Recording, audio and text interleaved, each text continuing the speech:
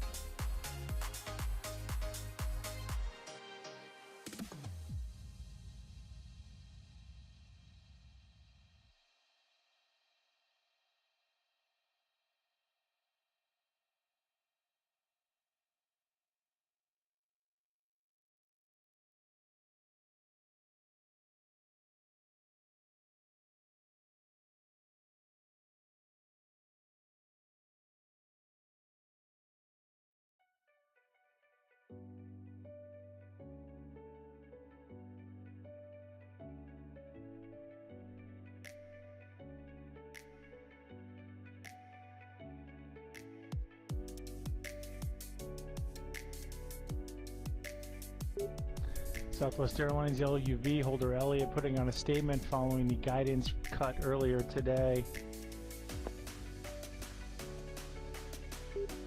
And today's announcement marks the 8th guidance reduction at Southwest Airlines in the last 18 months.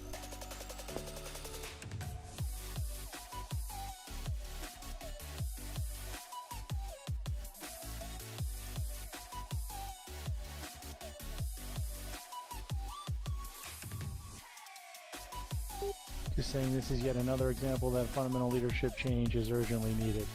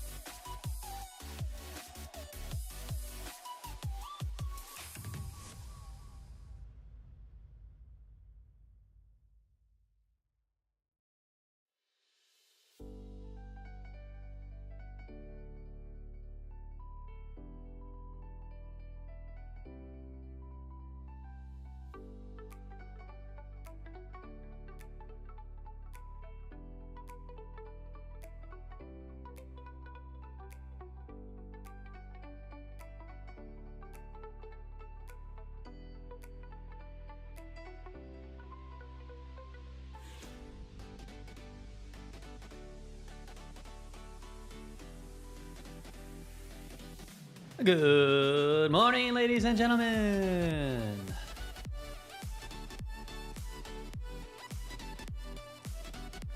We'll get started here in a moment.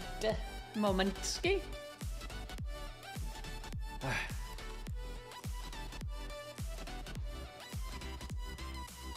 How's everyone doing today?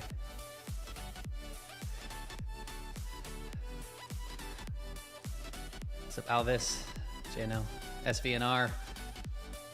Yo. What's up, Os? Randy. Good morning. Good morning, Tams. Good morning, FT. FT Trader.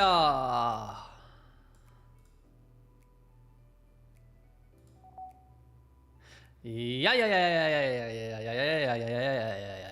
Good morning, everybody. We're into the wrong room there. Hop over here. Had to get my morning coffee.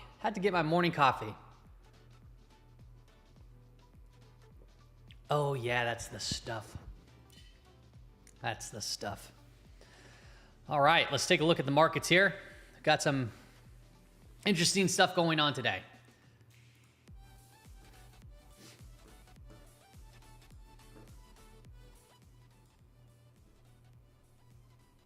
Still in some oil, yeah.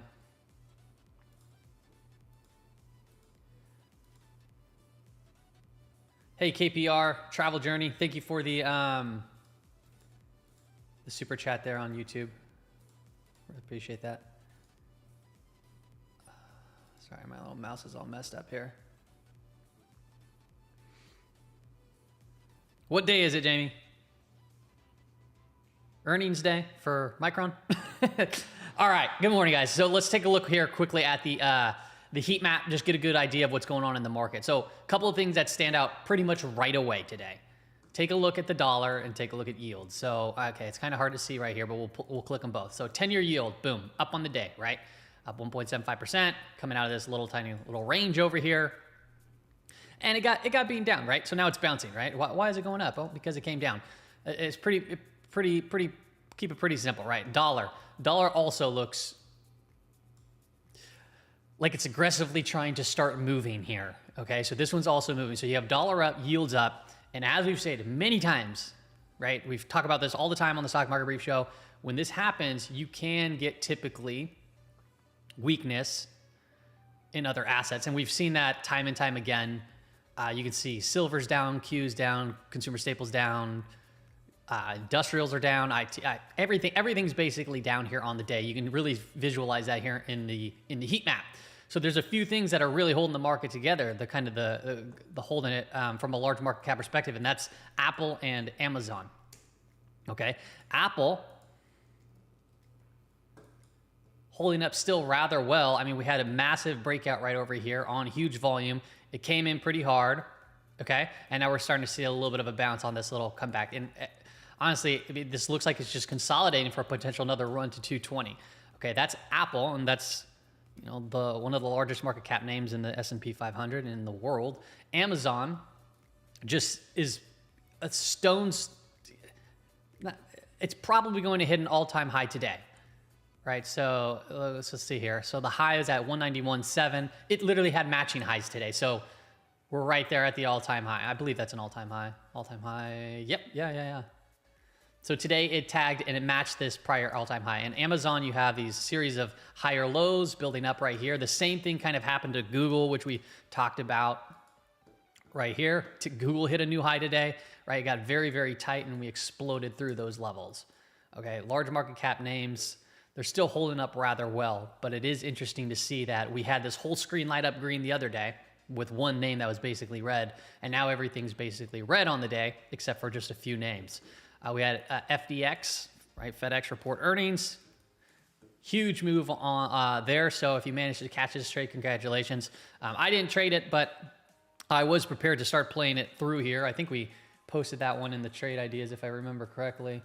It was a pretty clean setup. Yeah, back on June 15th. When was that? It was this day, right there. So if they manage to hold, yeah, that was a huge move for FDX. It's up almost 15% right now. Pretty cool. Micron is reporting earnings after the bell, And as it stands right now with Micron, we're looking at about a $17 expected move, which will draw those in, I mean, from where we currently are right now.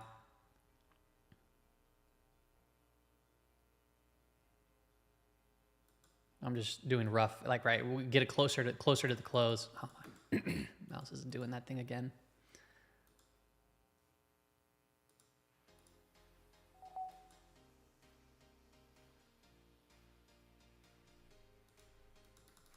Come on. Okay, it's not going to do it. That's fine. Oh, now it just did it. Kidding me?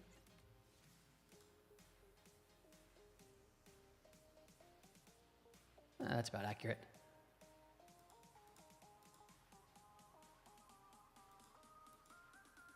So I'm just drawing in the implied move as it stands in this current moment.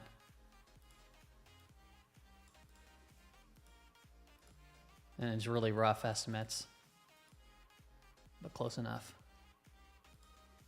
And there you go. So we can literally be at Micron after the bell. We can be right here back up to the swing highs or right back down here if it's just within one standard deviation. But typically we tag those. It's very common to tag those. We'll take a look at some of these names that have been kind of starting to move here too as well. Yeah, and Micron earnings could pump Nvidia, maybe, perhaps. So Nvidia, the trade, I didn't trade Nvidia specifically, I traded SOXL, but I'll show you, we talked about this one on the last stock market brief, and it came pretty much right into where the 5-day moving average. It got actually declined there today. So the move, but we talked about it right here. I think, well, I even talked about it over here, but buying down in these areas, these low ranges, like taking stab shots at it, like, right, if you want to nibble, makes total sense, but you just got to be careful because it's not showing the strength. Where it really started to show strength was when we broke the week-to-date anchored VWAP on that open on the prior trading session. And that gave it enough juice to consolidate and break up into, today, we tagged into the 5-day moving average. And you can see, this is why I say you got to be a little cautious, is because, right, even though we're starting to see the strong move, right, you still are now below a declining 5-day moving average. So you still got to proceed somewhat with caution. And then it got rejected, and we're coming back into the week-to-day anchored volume weighted average price, and you can see it's kind of holding up right there. So if Micron reports after the bell and it's good, perhaps, yeah, some of these other names move along with it. That's totally possible. AMD could still be one to watch. This one's still consolidating within that prior big day over there. So my eyes are still on that one, but still no action. Tesla is one that started to really move today. Yay, it's about time. Tesla's been a hard one to trade, so I traded it back over here, and then got stopped out for basically a break-even trade, and then I waited, and then I started to enter, I forget exactly where I entered, but today I took a little bit of profit off already at the upper weekly expected move, but it is holding up rather strong. So saw a strong move, it's consolidating right now, and if I bring it up over here on the daily time frame, Tesla,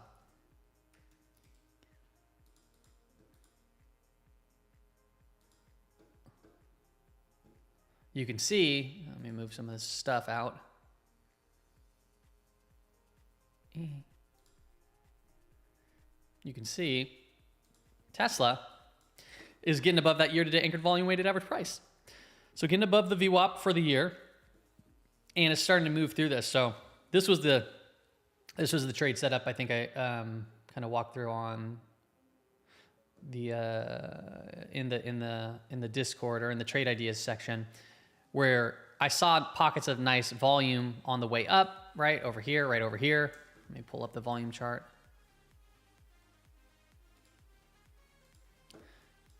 These little arrows, boom, boom, boom. And, you know, we're knocking on this year-to-date anchored volume weighted average price for quite some time. And, you know, the more we test it, the more likely it is to eventually break. So I saw there was a small amount of risk for a potential nice little upside move. I took a little, like I said, I took a little bit off today, just outside of the weekly expected move. But I still have my position on, because sometimes when Tesla gets going, it could really start moving. The upper weekly expected move for Tesla was 191.68. Okay, so we're above that right now. All right, I'm checking in on the chat, have another sip of coffee. Shabba dabba dabba dabba doo.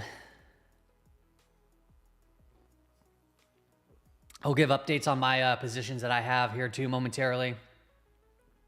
Yeah, we can look into Nike.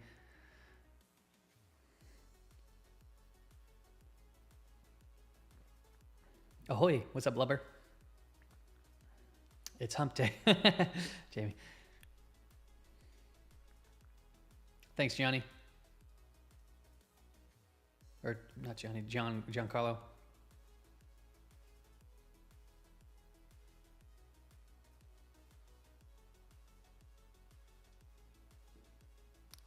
Morning, T-Rabbit.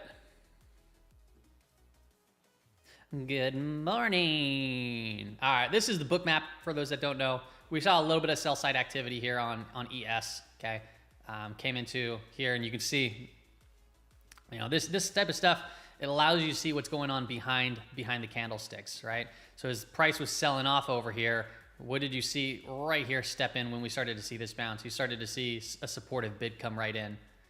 Okay, so we're getting a little bit of chop here, obviously. We'll pull it up right over here, and we'll go over some of the net flow and all that stuff here momentarily. If I look at S&P 500, there was a couple interesting zero-date levels today. 54.75, which we've basically been at for the trading session. And then we have 54.50 down here too as well, and that happens to be where the gamma flip line is. Okay, the gamma flip line is incredibly important to know when we cross back through it, because it could tell us how dealers begin to hedge. You can see selling into selling, buying into buying. You get a lot more volatility. Right here, when you're above it, dealers look to buy the dip. They sell the rip, buy the dip, sell the rip, and volatility typically decreases. And that's where we currently stand right now. If I look at NQ for the day, this was the first 30-second opening range of the cash market session. We went outside of it, and we came right back into it just recently. And as it stands in this current moment, we're just right outside of the opening range there too as well. But you're seeing a lot of, you know, back and forth, kind of aggressive type chop. So is there a edge to this market? Right now, there's a bearish divergence, and there's also bearish actually convergence. So this would tell us that if you want to be with the dealers and flow with the dealers, the market would be potentially going down from here. Now they're both below the zero line. So yeah, right now, I mean, this is not the greatest look for market net flow. So it could be for one of two things, right? So this isn't also the greatest like look for like, you know, very, very bearish. It's more choppy in my opinion. But if the red line was kind of up and like way past this zero line and moving like that, and the green line was down here flatlined. So for example, like this, right? Boom. And then boom or whatever. So red up, green down. And this was red right down here like that. That would be, in my opinion, a lot more bearish. But right now we're kind of just both below the zero line. There is bearish convergence, but to me that's kind of just chop. Now, if we do start to do what I just said, that opens the door to come down to this obviously lower zero date level, which is pretty large, substantial today. Because if I look at the zero date on the SPX net gamma, 54.50, you can see that there's quite a bit of focus down there. So that's where traders are focused in on today. That would be the put wall that can act as a potential level of support from 54.50, 54.45. We're not crazy far off. It wouldn't be that insane, but we would probably need to see names like Nvidia continue to break down. And then let's see, Apple.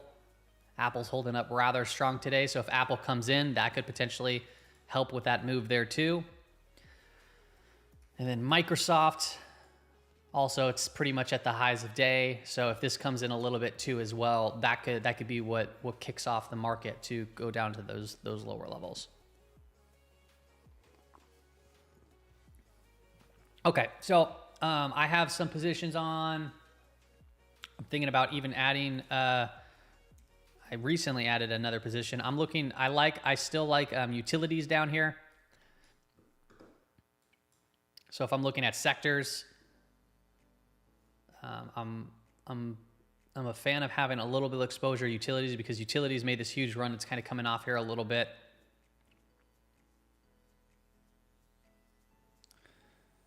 We'll go into some of my other positions here. I'll take a look at Snow. Yeah, and we'll take a look at Nike and stuff like that too. So we'll look at Nike first. So Nike's coming off a little bit, and it's getting held up at that trend line, right? We talked about this trend line a while ago. Right, so we had this low, low, low. We broke down, and really when we broke down, we said it's very common to come back and test the trend line and see what it does from there.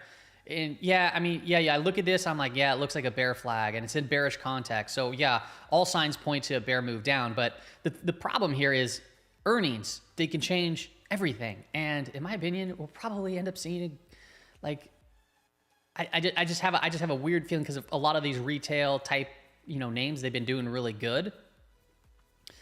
I wouldn't be shocked to see this thing just gap up and rip. Am I going to put a position on because of that? No. Absolutely not, because I'm not willing to take a big haircut. I'm looking at the implied move right now. It's $7.29. When is earnings? So earnings on this guy is after the close on Thursday. Okay, so after the close on Thursday, 7.29.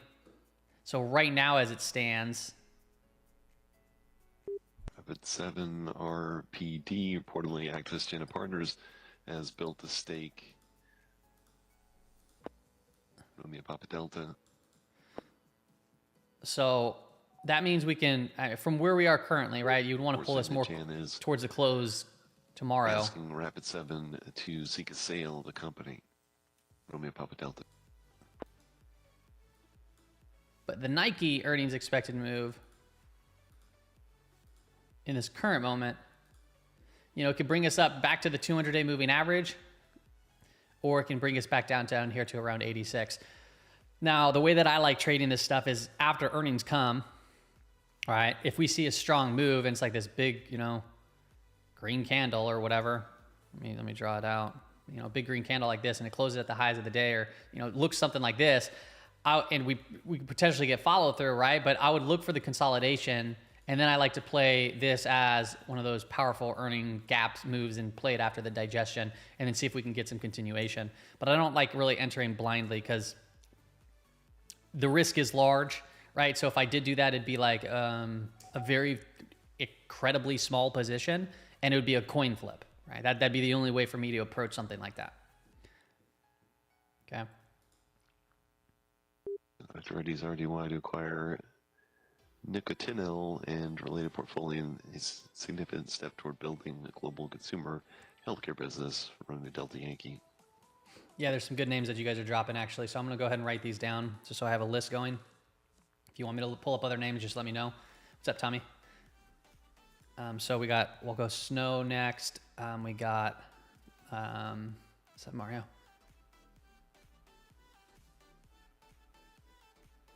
Dollar, right? Yeah, I'll pull up the dollar. ENVX, Spotify, Uber, eBay, ANF, Dell, RPD. We'll pull up all these names. Visa, Google. We can pull up Rivian, Amazon. If you guys got more, I'll just, or guys got, just put them in the chat, and we'll get to these names. ICLN, AVGO. ICLN. Why does that sound familiar? Can't remember what that is. RPD. Okie doke. That's quite a bit. Okay.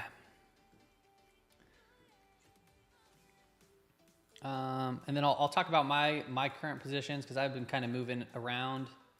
Let me see. Let me pull up my stuff. Oh, it's looking pretty good today.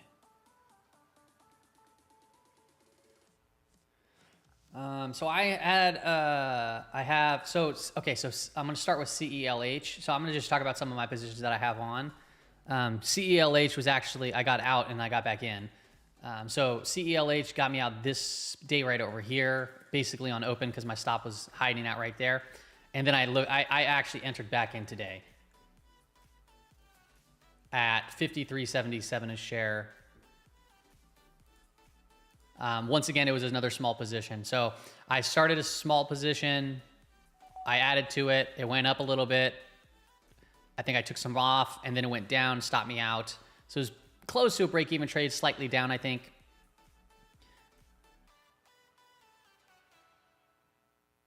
And then I added in right here today, 53.77.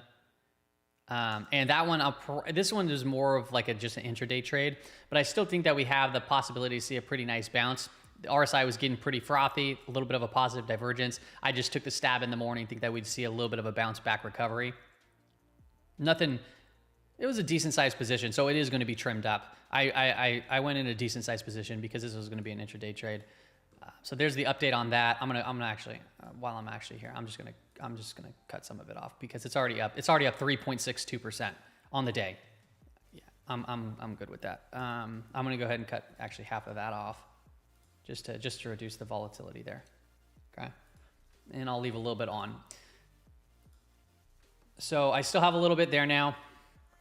Tesla, I'm in. And I took a little bit of profits. I previously discussed that. I traded it. My entry is at 182.90, which is where?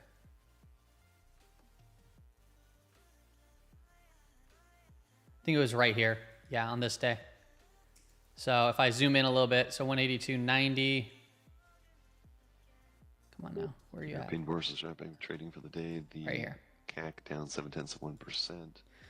Yeah, so I think I played the break of this high, and then had some nice follow through. So it's up 5.48%. So I trimmed that. Usually when it gets up into around 5-6%, I'll take off a third, maybe even a little bit more. Depends on the look of the move. And Tesla's just always reversed on itself.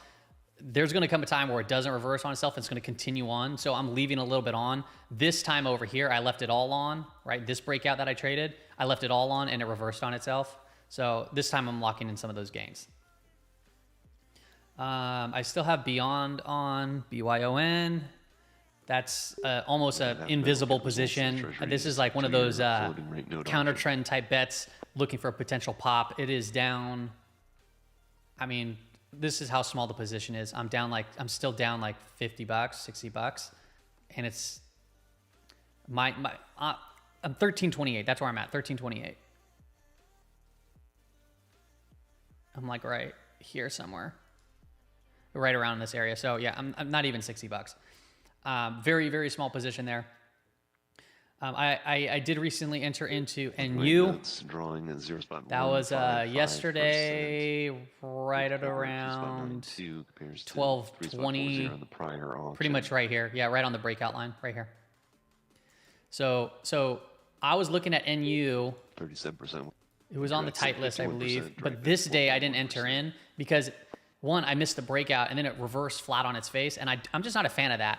I'm not a fan of that. But then the following day over here, it did start back up right around the 20-day. It started seeing some strength. And I was like, okay, maybe it's going to get going again. Maybe this is a little shakeout. So I bought in right there, back at that breakout line. And then we had some follow through today.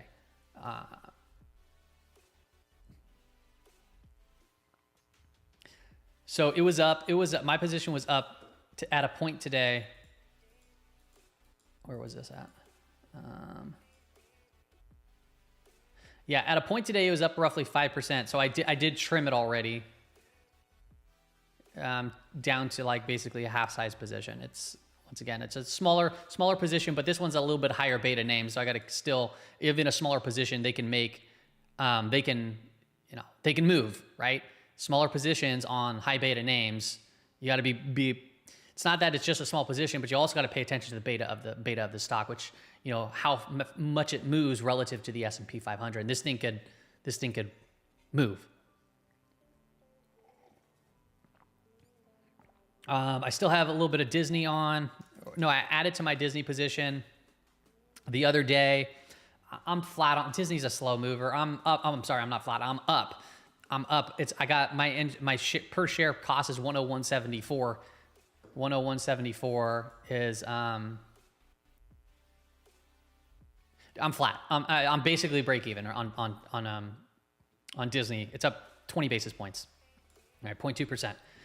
The thought here was the trend, the larger trend, right? The undercurrent here, the 200-day is up. And we were starting to break this little trend line. We saw a nice little pop, but it's been kind of faded. Like, right, we saw a move up higher, right? But then it faded at the low of the day. It moved up and then closed at the low of the day. So I don't know. It's, like I said, Disney's not that fast of a mover, and this is not even a full-size position here. It was even smaller the prior day, and I was like, well, I forgot why it was so small. I think it was just to be on my radar, so I just added to it. And then a couple of new positions I started was SRE. These ones are somewhat down on the day. I added to SRE today because like I said, I like how utilities are setting up. So I did add to, I think I bought right around here on that day, 76.20. So yeah, so my cost is right about here.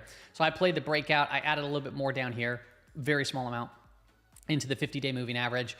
And now we're back here right at around the 20-day. Still kind of just moving around sideways. And the position size right now is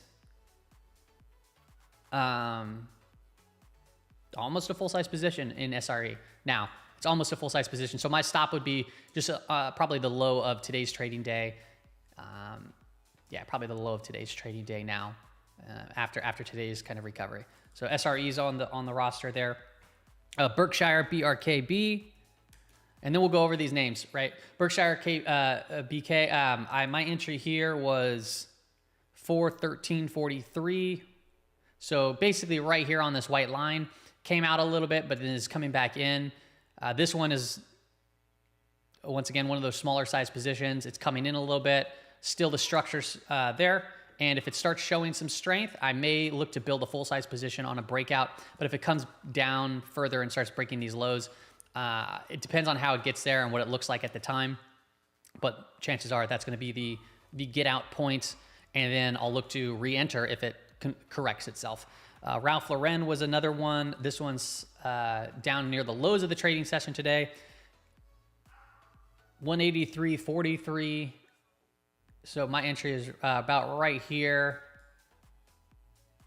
Maybe a little bit higher. Wait, no. How did I get there? I thought I entered a little bit higher than that. I thought my entry was a little bit higher than that.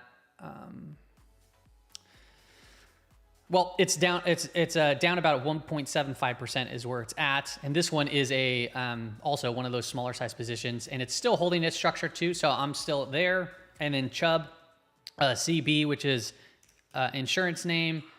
This one came off into the 50-day moving average. So I'll be actually looking to add to this one if it can start holding back, if it can start building up a higher low and kind of holding itself together. But this one's also more closer to a potential stop out. So I'd be looking for strength here, but overall the structure on that one still stands. So if I do a little snapshot and show you what is this? Oh, so the new names that I added, they were slightly down. Hold on one second, people. Sorry, give me a second.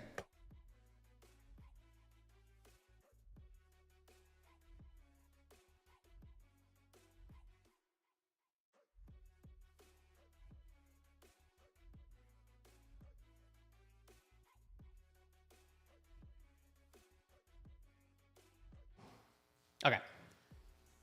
Where was I? Oh yeah, so I wanted to do a quick screen grab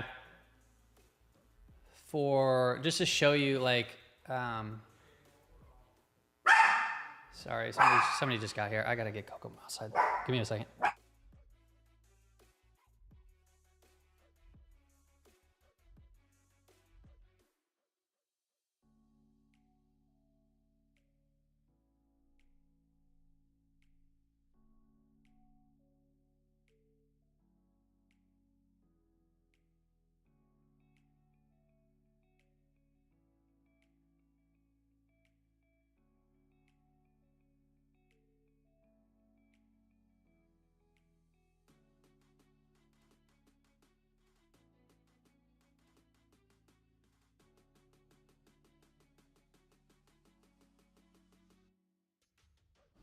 Sorry, my dog be going crazy. Okay, quick screen grab here. So I'm still pretty heavily in cash myself. So nothing has really changed in the portfolio for the last, trading session. Let me pull that up now.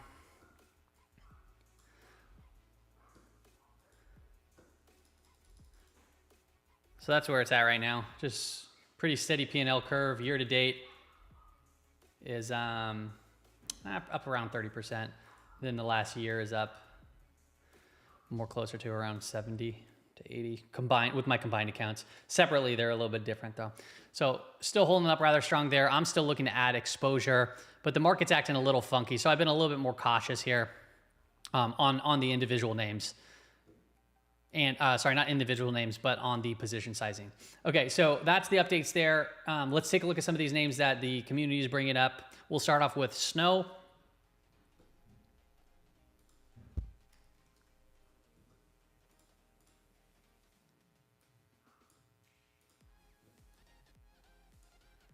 One moment here.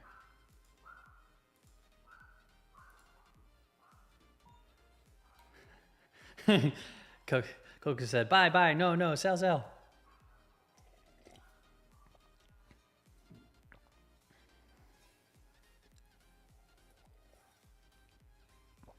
Hey, what's up, Lou? What do I say about Affirm? We'll pull up Affirm. I also want to take a look at Ally as well. There's so many names that I want to take a look at today. And I'll see if I can add in any exposure anywhere. Okay, so Snow, I do want to apply just a quick RSI because this one did look like it could potentially see a little bit of a bounce. Like we're kind of in that range for a bounce. But, I mean, take a look here. Price action right here on Snow is getting pretty tight, right? This is the daily time frame. These white lines, those were the expected move, right? So we're lower here, and then we have the higher low here on the RSI. So we have a very clear bullish divergence taking place in Snow. Now, the trend is down, but it's very, very common to see bounces, right? When you see these type of setups. But does that mean like, oh, okay, you press in super hard? No, on these type of trades, if you want to be consistent, you got to start kind of small because you're doing counter trend bets. One of these saying, what was that? Man, I'm just reading this book, but it goes over Jesse Livermore. People are typically hopeful when they should be fearful and fearful when they should be hopeful. And the reason why I'm saying that is because the trend is down, so you should actually be a little fearful here when you get into a position. And if it starts going in your way, many people, they do become fearful because they fear that the price is going to go back down. But in the case of these counter trend type of moves, it's not that you have to be fearful or hopeful. It's if you're hoping that price keeps moving and moving, but yet it comes up and breaks back down, you got to just realize that the trend is not your friend in this situation. But it doesn't mean that it can't play for a pop. So in these situations, when you see these type of counter trend moves, I like to do smaller size positions and I'm a little bit more aggressive. And if I go a little bit sizier, I'll go into the 15-minute time frame. I'll wait for the 5-day moving average to start flattening out to turning up, right? So right now, where are we? Where RSI is getting a little bit frothy here. So if it comes in a little bit, consolidates, and the 5-day moving average starts to flatten out, that right there to me would be a pretty solid setup. But it's up 2% today. And if you look at the weekly time frame, been getting hammered. You can see the weekly close here, and we're right there on the week, getting pretty darn tight. So for a bounce to come in the near future, sure, absolutely. We're getting one right now, but I'm not going to go right here and enter. I would prefer to see the consolidation. So yeah, Snow looks fine. It looks good, like it can set up for one of those, bounces. I just want to reiterate, for example, I traded Lulu. Lulu saw some big sell side activity. I traded it right here, right? This was one of the trade ideas. And I played for a pop and I got out pretty aggressively. And look what happened. Whee!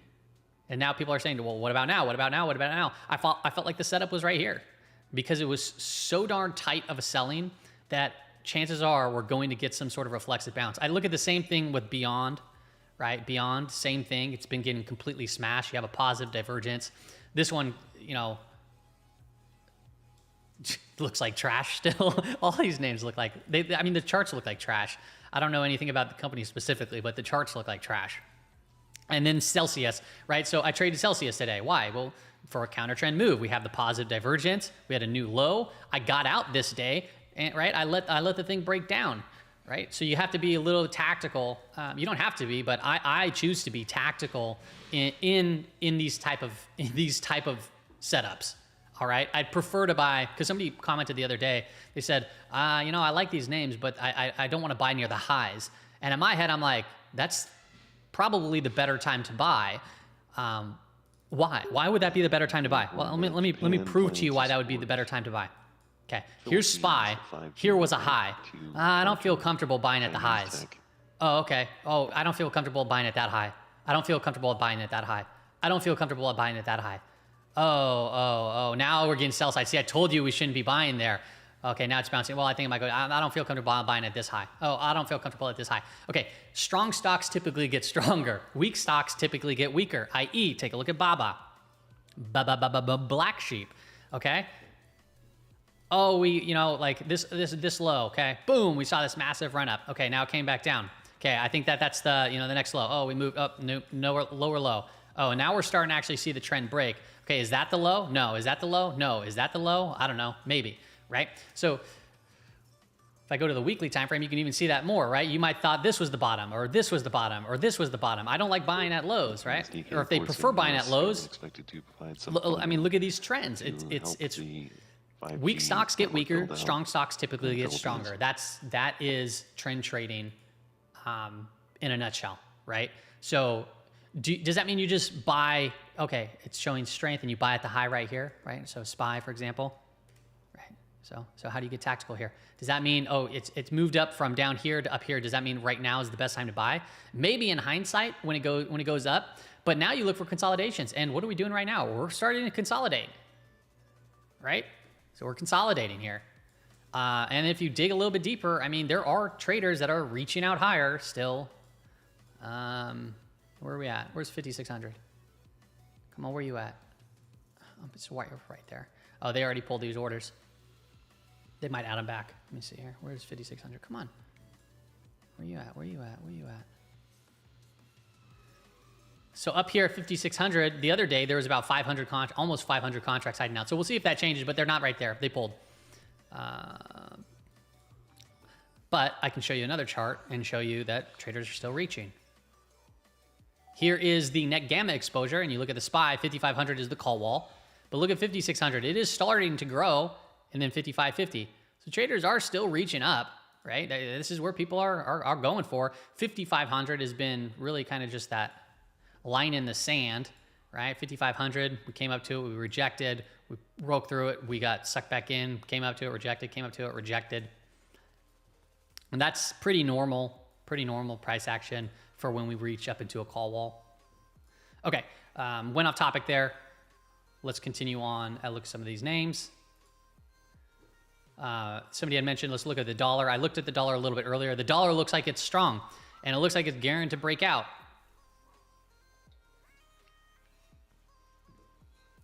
Now, there'll come a time where this is kind of at its like top end of its, zone or range. Actually, let me pull that up.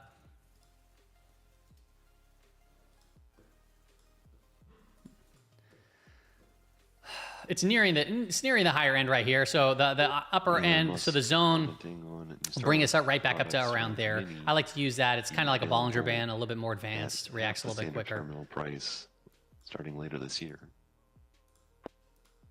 Okay. One thing you can potentially look at is, hey, go to the weekly time frame, and you might look at this as a bunch of higher lows building into this area of resistance, right? Even the resistance could go a little bit lower. It's like, all right, right around here, right? We're kind of just in this kind of zone here. I'll draw it out. I'll duplicate it. All right, kind of this area. We're building into it. So if we start breaking these levels, I mean, that's going to be pretty crazy. It'll be that would be really interesting to see what happens if that was the case, and we start breaking up higher to 114, 115. That'd be pretty wild, given the context of we know the correlations that the dollar has with commodities, with the markets, right? I don't have those charts in front of me right now. I'd have to pull them up in a little bit. I mean, you can even look at like the USD JPY, right? There's some news today. Look at this. This thing is breaking, man. This thing is going strong. So is there going to be another intervention? I mean, probably. We'll probably see, you know, a quick snap of some sort. And they don't say that it's funny is because they like don't admit, like, so right here or something, like, you know, they'll see these gigantic quick moves. I'm like, they won't admit that it was intervention until like a little bit later. But apparently in some like news sources, like in some like local newspapers, they sometimes give the heads up there before mainstream actually hears about it. Not that you can really do much with that information, or not that I would do anything with that information. But yeah, this thing is breaking out. Dollar keeps moving. Is this going to lead to a problem? I don't know. I really don't. But it is quite wild to see this taking place right now. Just rare things happening in the market almost on a daily basis. It's pretty crazy. Let's take a look at ENVX. Enovix. So, I mean, this name's kind of gets all over the place, right? So I've traded this one a few times, but it's a little messy to trade. So I don't really know the story, but as it stands, right? So if I would have seen this, right, that looks pretty clean, but then we gapped way through it, so I probably would have missed the trade anyway. But you see, you know, this tightness take place right here. You see a breakout, consolidate, and now what do we see? Well, we saw a big move, big volume, and now we're starting to see an inside trading day. So yeah, if this comes in and tightens up a little bit, flags out, whatever the case may be, you know, that could set up as a nice, good risk to reward, right? So for example, let's say if it did that, let's say if it just went, let's say if it just did this, right? Or whatever, I don't know. And, you know, and flagged out, consolidated. That might be a nice trade back up into 20, 22, something like that. But right now, just entering in, I just don't have enough data yet to just go into it. If I look at the 5-day moving average, right, starting to curl back up over here too as well. Price action here is consolidating a little bit more. You can see it a little bit cleaner. But I would prefer just a few more days of consolidation and see how it sets up. And if I miss that, you know, I miss it. If I, you know, it is what it is, right? There's so many different names out there. So I don't get too married on any name. I just it's a piece of inventory, right? And then I look at my overall cash position, right? And kind of go from there, right? My biggest position is in cash right now. That's my biggest position. It's cash. It's like 50%, maybe a little bit more. XHB, yeah, we'll look up XHB. We'll look up, what was the other one? Court ruling. INTC. Prevents Foxconn from pursuing arbitration against Vicor before China International Economic and Trade Arbitration Commission. Okay, so that was ENVX. We'll look at Spotify. Spotify is very strong. I actually have Spotify playing right now. Please use a keyframe frequency. What?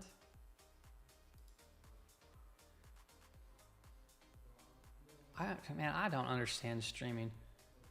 I get all these weird errors sometimes. I just never understand it.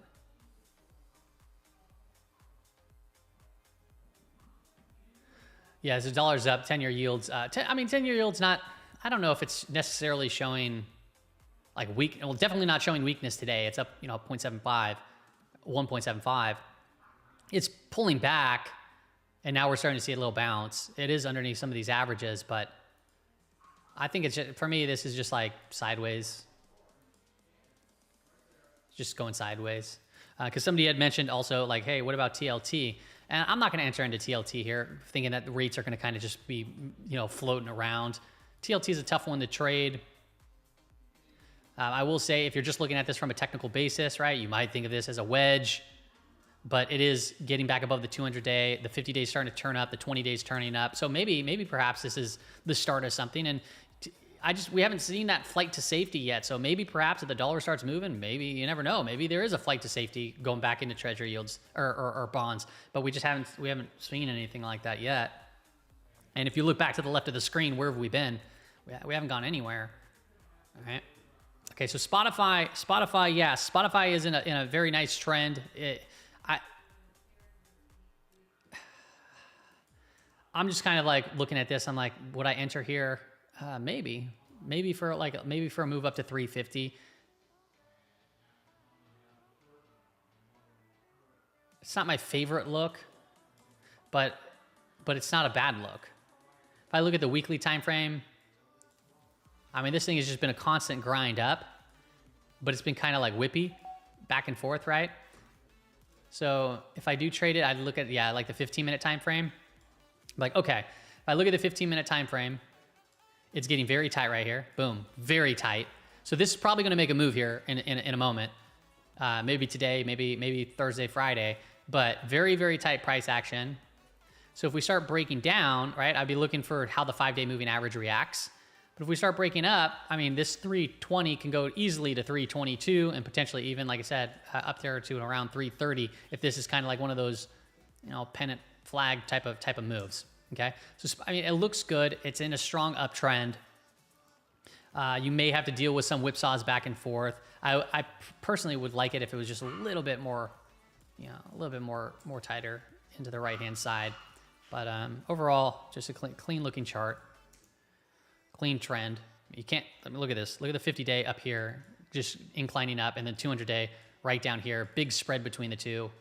It's, if you're trying to short it, you'd be, maybe short-term shorts, but the river is clear. You'd be swimming against the current, that's for sure, if you're trying to short it. Right? And back to what we said a little bit earlier was, strong stocks, I don't feel comfortable buying here. Okay, well then wait for consolidations. Oh, but I don't feel comfortable buying there. Okay, well now it's here. Oh, I don't feel comfortable buying that. Okay, well now it's over here. I don't feel comfortable buying here. Okay, well, like strong stocks, they get stronger, especially when you have this this flow.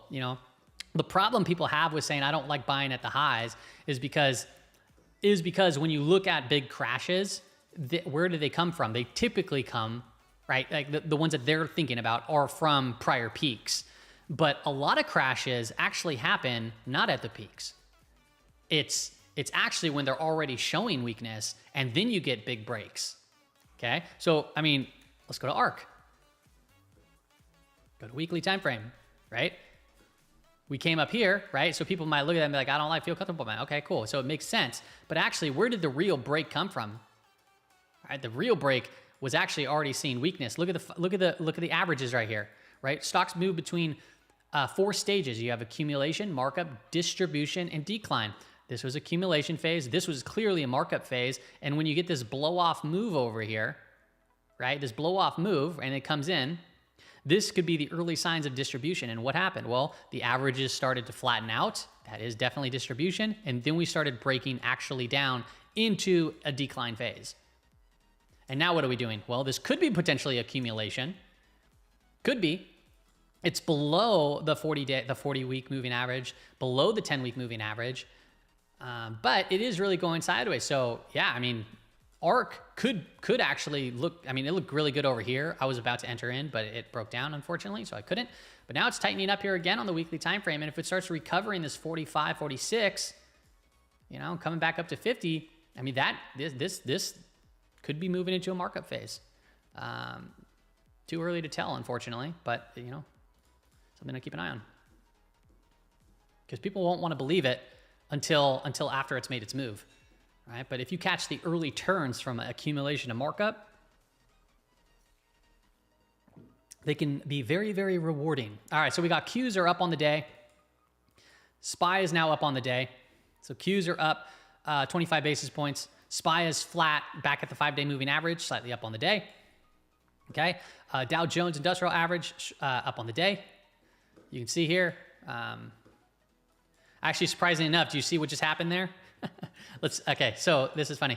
Good thing we just pulled this up. So I'm looking at ES, so this boost. As price action was selling off over here, you see what stepped in and acted as a supportive bid. Now look at it. As soon as we pull this up, look what stepped in overhead. And now price action is coming in a little bit. So the question here would be, look at, they just added some more. They just added some more. So our buyer is going to continue to press up, right, stair step up to take out this overhead supply. But do you notice that? Did you see that? Like, they literally came in right here. Boom, we saw the supportive bid. And then look at, they just came in over here. Boom. Okay, so we'll see how that kind of resolves itself as time goes, but we'll go ahead and get back into the charts. Let me check the chat here too.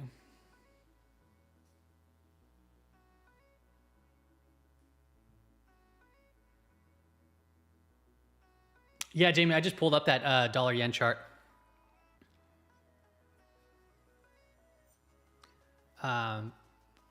I mean, strong dollar, I mean, to me feels like a flight to safety if it keeps moving up. And then also strong dollar, I'm fine with a strong dollar when my portfolio is mainly in cash. Let's just say that, right?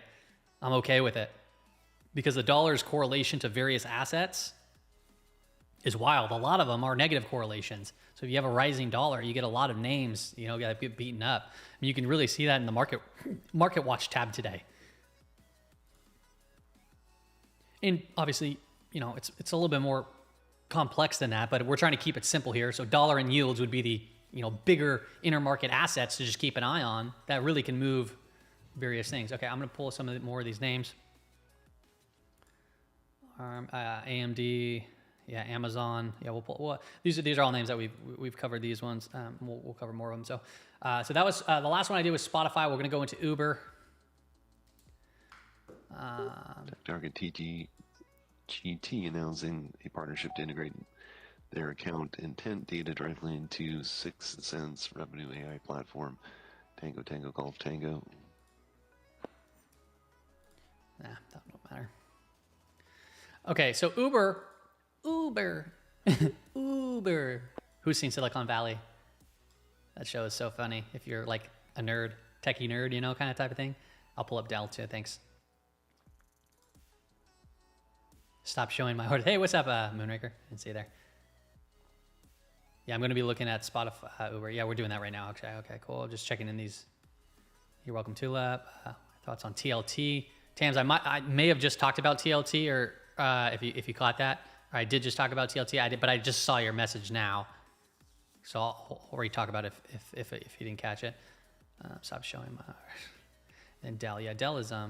Dell, I did trade Dell recently. Oh, Dell's coming up. It's on the list. Okay, so Uber looks pretty good, right? So remember, strong stocks typically get stronger. Oops. Let me maximize this. Strong stocks typically get stronger. So you would think that if the trend's going to continue up, how it is, right? Rising 40 week, rising 30 week, we're above the 10 week. It's starting to turn back up. The idea would be to come back to test these highs over here at some point. So you can either wait for that to see how it builds a base, a long-term base, and then maybe breaks from that point, or you can look for what's known as early entries. And an early entry would be something like, an early, cup with handle type of thing, and you look for tightness, right? We saw some tightness here. Maybe perhaps that could have been an early entry as we recoup the 20-day, or maybe even potentially here at the 50-day. But just a note, those were still declining. So now, what do I see? Well, I see consolidation here. So if you're looking for an early entry, this would be kind of the range that I'd be looking at to see how price kind of interacts with these areas, right? And see if we can get potentially an early entry. So would I enter right here? No, I wouldn't. However, if we do, right, the 20 is coming back up, the 50 is going to start flattening out as more time goes by and we hold these areas. And perhaps that opens the door for, a trend break, an early entry to start to come back up to these prior swing highs. But if that's not the case and it sets up and it breaks out and it looks good and you enter on the breakout, if it comes back in, your risk is so limited within a small range here for potentially good upside. Okay, so that's why when I show you this stuff, it doesn't matter if you're wrong, because the times that you start getting right, when the market starts going in your favor and you're just very strict with managing risk, you're going to catch trades that make up for multiple losses. But you're not going to be able to do that if you keep on hoping that a bad position starts to turn around.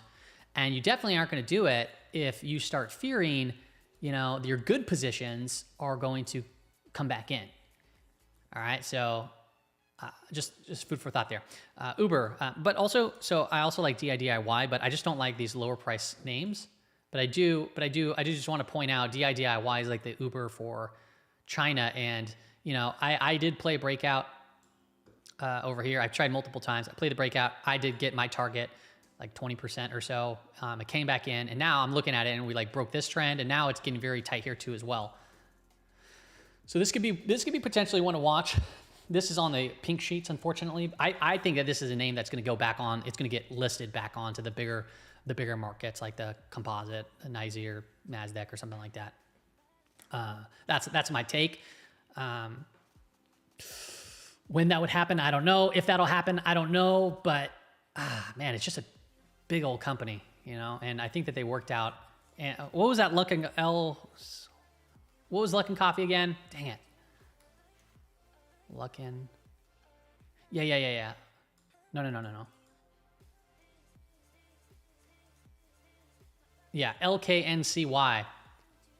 So they did this like pretty similar situation. It was like, I remember trading it back over here, being over here. It was like a $2 or $3, right? They had the blow up or whatever with the whole accounting stuff. DIY basically did the same thing during the same time.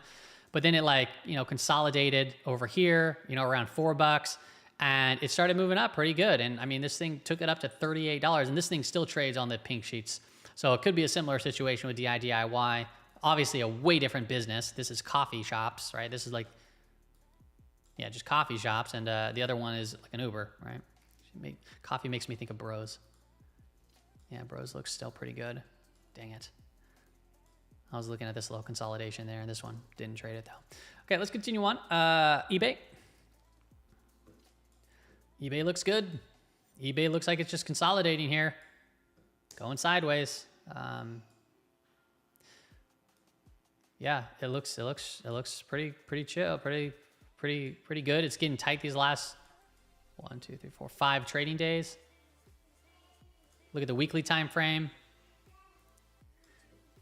Right, a little choppy here, right, on the weekly time frame. But if you're playing it from a longer term perspective, it's actually good that it's continuing to go sideways as these averages catch up, right? And then if they do catch up more, right, you have the tightness, you have the trend on your side, and then a potential breakout play. So it's, you know, actionable right now. Maybe I don't see why not. But you'd have a pretty tight stop. And then if it comes down, like maybe a stop here, or maybe a stop at today's low, if you're trying to be, you know, execute a little bit more tactically. But we gapped down today, came up to the 5-day, and now we're floating around there. I like this. I like eBay. I like it. I like the setup. You can see here we went sideways. So as we talked about, you know, the 4 stages, this was clearly a decline. Was this accumulation? And is this the early signs of a markup? And now we're just kind of consolidating sideways. It got extended fast, and now we're building out a base. Like I said, I would prefer it to maybe go a little bit more sideways to down, and then these to catch up a little bit to play a pop higher. But overall, I think that there's opportunity there. Abercrombie Fitch, ANF. This thing has just been a crazy monster. You know, I did notice at our local mall, they redid the entire store. So it's not like kind of like dark. It's like it's more light, and it looked a lot different. It didn't remind me of Abercrombie and Fitch. So maybe they're remodeling a lot of these stores, updating the look. See how that responds to the market. But I mean, shoot, they got the moolah now after, you know, these this thing just ripped and gripped like from $20 to 200. Absolutely wild moves. But on the daily time frame, all right, we had this big blow up move here on earnings, and now it's consolidating. So these are the type of moves that I like to look for. All right, you have a powerful earnings move, consolidates, potentially play breaks to those prior swing highs. We're pulling in again. So now it's, you know, just building out a base. So see how it builds out a base over time, and then potentially tries to make another run. But right now, I'm not seeing the actionable step like boom right now, personally. You can see there's also a little bit of a divergence that built there on the daily time frame. 15-minute time frame, you're right there at a declining 5-day moving average. So overall, strong stock. Looks like it could be time to build some sort of a base out. Dell, pull up Dizzy Dale. So Dell I traded. I think I got out right here on this day, and then it kind of kept on going up. I play this little wedge here. Yeah, so this is it. Let me tell you, like, why would you get out here? Why not? Try to fill the gap. Well, because look at the gap down on earnings, right? right? So yeah, it got really tight, and then I played the expansionary move, right? So I, play the breakout. This was the risk. Here was the reward. Okay, that was a 2 for 1 right there. And now it's coming back into the inclining 50 days. So the trend is still up. It's still strong. The shorter term is obviously down. If I look at the 5-day moving average, right, we're below that. So yeah, and we're also getting RSI pretty frothy to the downside there. So I think that there's still somewhat hope here, as we've seen price action kind of go sideways. But I personally like to wait more for tightness like this, right? For a setup for small risk to potentially catch the volatility to go in your favor to the upside. So you might think, well, is it tightening right here? It might be. It might be tightening right into the 50-day moving average. Like I said, if I go into the 15-minute time frame, it looks like it's just breaking down here. So maybe comes down to 130, 132 into this kind of volume profile here for the last 10 days. As the RSI gets pretty frothy, yeah, maybe you can play some sort of a bounce move from that point. Maybe the 50-day holds it, but right now, I'm just kind of on the sidelines there. It was a fast entry, fast exit. RPD. Rapid 7. I'm unfamiliar with this name. Earnings, right? Bearish move. It went lower, right? It consolidated, went lower. Now we were looking at this like, okay, now was this like a type of inverse head and shoulders or trend line break? The trend is still down. So is there more upside potentially to the gap fill? But right, the 200-day starting to turn down. Today's move was quite aggressive. There could be some news or something around it, but I mean, look at this. It was just like boom, boom, psh, shot right up.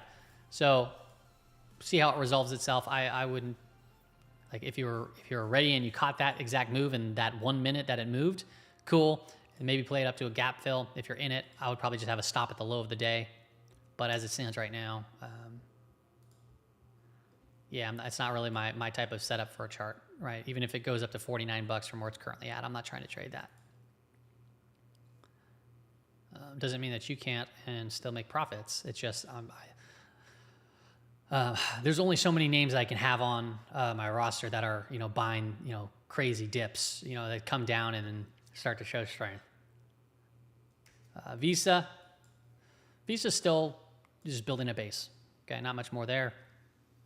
Kind of looks like Berkshire, right? Kind of looks like Berkshire. So Visa, yeah, higher lows, lower highs. It looks like it's building a base, consolidating. If you look at the weekly time frame, right, we saw a big move here, boom, and now it's taking multiple weeks to consolidate and move around. So perhaps if we start seeing some strength, our MACD is going to start to curl back around, flatten out, and curl back around, and that could open the door to start breaking these prior swing highs. But overall, yeah, it looks like you can either range trade it or just be a little bit more patient and wait for one of these highs to get taken out. Right in this kind of area. If this little zone gets broken, price goes like that, boom, then it would be a pretty clean setup where you have tight risk. But if it starts, breaking down here, you don't need to. I would just be patient and see how it sets up. Yeah, Google's breaking out. Google's at a new high today, so Google's strong. I was looking at Google more over here. Now we're starting to move. So if I look at the 15-minute time frame, we have a little bit of a divergence, right, on the price momentum oscillator and the RSI. So I would wait. I wouldn't just enter in blindly right here. I would look for the consolidation and then try to get into it. But right now it's on a breakout. It's on a breakout. New highs, strong like bull. Rivian made some news, right? Anytime Rivian or something like this is up 50% in after hours. Right, somebody had actually hit me up and asked about it, like, can we get a squeeze? I'm like, 50% overnight is a squeeze, but then the prior 2 days, it was also up 20%. So basically 60% in 3 days from this peak low to the high. So yeah, no, I don't just enter in blindly on open like that. I would just pay attention that you can typically get fade, and can it go higher? Absolutely, it can go higher. These things can really get moving. But when I'm looking at this, it's like, I don't really, I don't care to just blindly. So now this strong move for whatever news, for whatever reason, if it starts consolidating and setting itself back up, just pay attention. The 200-day is still declining. So these things can take a lot of time to recover, right? Take a look. We started up here, right? The IPO decline phase, and it's been going sideways in a pretty large range for multiple years here. So are we starting to see the potential early signs of an accumulation? Maybe, but look at the averages, right? You'd want these things to start flattening out, to start turning back up. So it could be a very long time before that happens, and you know, it doesn't mean you're going to be late to a trade like that. It means that you'll be later into a trade if it sets up. But if you enter in blindly here, you can get stuck from 16 bucks down to 12 bucks, maybe back up to 14, 15, and then maybe even back to 10, and then maybe it takes off. So your capital can get tied up for quite some time. On the flip side of that, you can be right. You buy right here and it goes up to 28, right? maybe. I just I look for consistency in the way that I trade, and that wouldn't be there for me. Amazon, yep, new highs, there it is. So that kind of was on deck. We talked about that a little bit earlier. So new highs, Amazon strong, and it's breaking out here. Okay, so look at the 15. It's a little bit frothy here. So yeah, a pull back into this 189 might make sense. But also, if you're trading on the weekly or the daily time frame, sometimes people might just be like, I don't really care. I'm seeing the strength. Maybe if volume picks up, I'll enter in and I'll have a stop there or a stop at this swing low, and I'm playing for a trend continuation, a larger move, longer time frame, maybe smaller position, given the context of, down to here is about -6%, right? So it's within that buy point area, the pivot area that it's breaking out. So just structure your trade how you want to see it. I get a little bit more tactical, so I don't like personally entering in right here because I don't want to enter here and have it come down and wait. But if I wanted to get it on my radar, I can always take a small position, which I do that frequently. I take a small position just for it to be on my radar. And then if it comes in and then starts seeing strength after that, I can add and build my position up.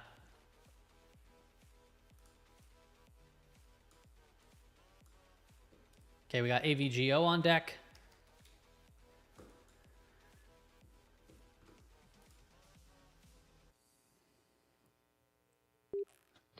Futures about 40 cents off. Yeah, I'll pull up. I'll have Microsoft too. About 0.2%, 80s about 60 and cents. UNH. Oops, that's not how you spell UNH. Okay.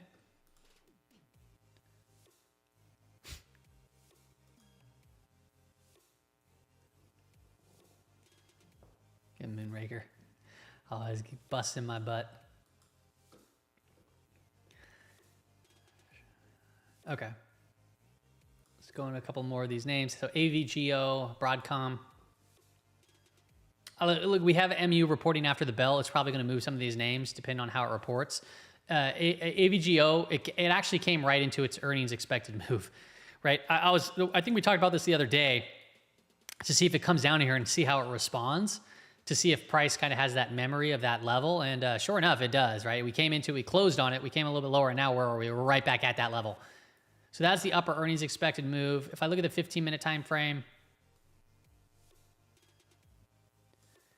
I mean, we're below the declining 5-day moving average. We do have some positive divergences forming there in the RSI that kind of played out. So yeah, to maybe see a bounce, it's just, to where, right? The 5-day declining moving average, or do you want to just wait for this to flatten out and turn back up? Because if this breaks down, right, you're coming down to try to fill this earnings gap. So what you can do to get a little bit more tactical in this case, by the way, if we look at the S&P 500, see how those orders came there and we're just consolidating, it's actually not that bad of a look. I mean, it's just consolidating, and we have supportive bids beneath us still. But is supply going to outweigh that? Or is enough demand going to step in to actually fill these orders? Okay, so if I look at AVGO on the 15-minute time frame, go to 15 minutes, right? Okay. Getting more tactical here. At the high, boom. I mean, we probably can go retest this at some point, okay? So let me do earnings. That's, yeah, up in this area, right? So 1,700, that would be potentially a level to watch. But if I look at this, even this prior swing low, since earnings is kind of just right there. Let me remove this. Let me go RSI, just see here. So if I'm looking a little bit more tactically here, And if I want to play this as like, okay, this is a, you know, potentially building a base. I know somebody can look at this and be like, it's a, you know, flag or descending triangle, or whatever you want to call it, right? Just trying to get more data here. There you go. Okay. So one way to potentially apply or look at this, right? It's only Wednesday, but you can see the week started here and it got weaker and we went to test it, right? And we got rejected from it. So in my opinion, very similar to how I traded Nvidia. Well, I traded SOXL, but I prefer to see the strength. So we are seeing higher lows. That's positive. Okay. So if it starts actually breaking the week to date, maybe that opens the door there and shows us the strength where it gives us, hey, okay, that means I can have my risk be this and my potential reward, you know, be a lot higher. So that's kind of how I would structure something like this. And like I said, it's very similar to Nvidia, right? Nvidia, the way that I set this one up, this specific trade, was I just paid attention to the expected move, right? We're down there. We're also, this is right where the earnings anchored volume weighted average price was too. And, you know, entering down here lower, you know, you can, without seeing strength, is a little risky. But we saw strength right at the open the prior day. It even consolidated, and then we started ripping up to where the declining 5-day moving average. And then we came where today? Right into the week to date. Okay, so like AVGO, right? It's below it. So then we saw strength, right? And then we saw it overtake it. So this would have been a great entry. This, you know, it showed weakness at the beginning, but it came up consolidated. So even right here would have been a great entry. And now it's just consolidating over in this area. So the reason why I'm showing you this, and I also have a volume weighted average price from the prior swing high, is because AVGO, very similarly, right? Here's a swing high, it's coming down, right? And the earnings anchored volume weighted average price, and here's the week to date. It's right around that area. So entering right here, you know, it's a little risky, but if we see strength, okay, that means if you see strength, you hope that it goes higher, right? Instead of fear that it comes back down, and then you have your risk. And then you still have that declining 5-day moving average there too as well. So is it the perfect setup? No, not really.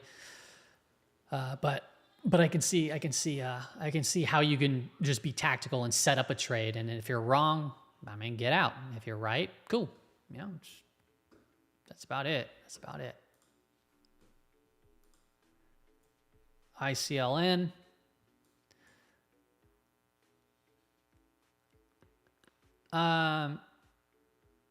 Clean energy ETF. Oh, that's why it sounded familiar earlier, is because it's an ETF that I've tracked. I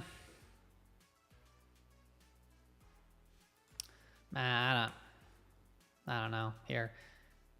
The 200 is still declining. We're below the 50-day. It's flat to neutral. It's slightly inclining the 20-day. So yeah, after a pretty strong sell-off, we probably can see some sort of a bounce. But this one, I think, just needs more time to see how this kind of resolves itself. Saw a good move, and it's just coming in hard and fast.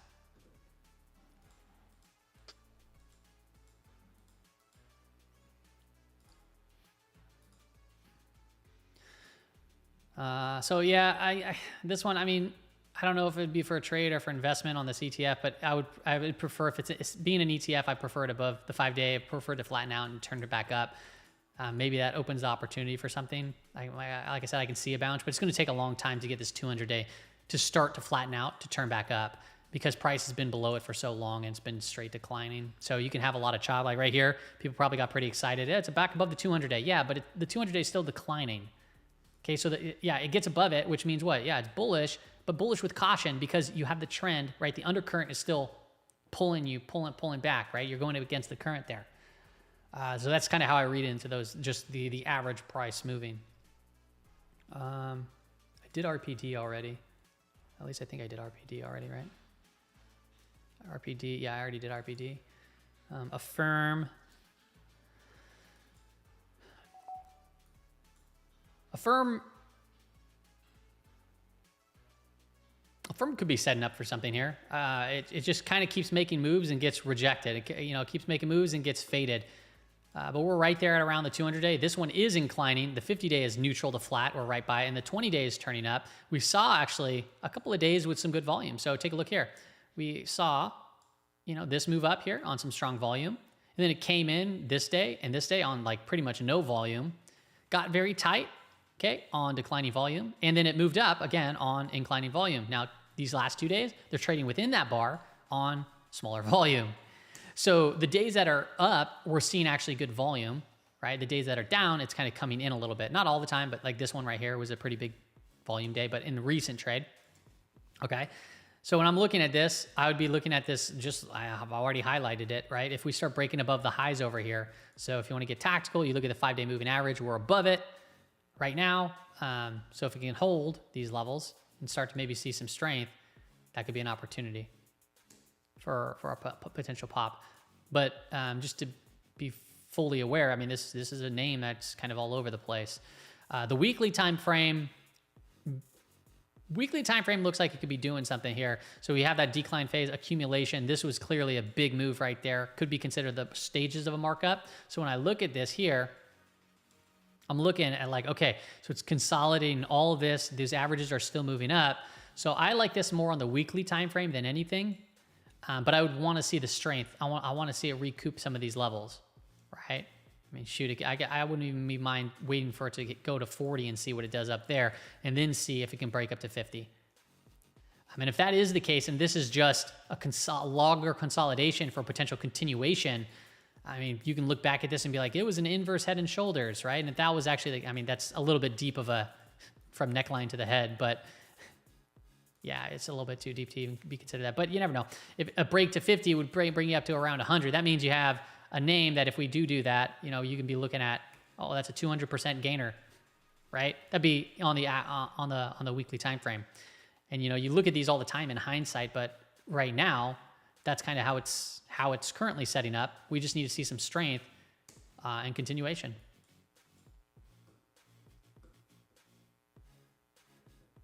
This was such a big move right here.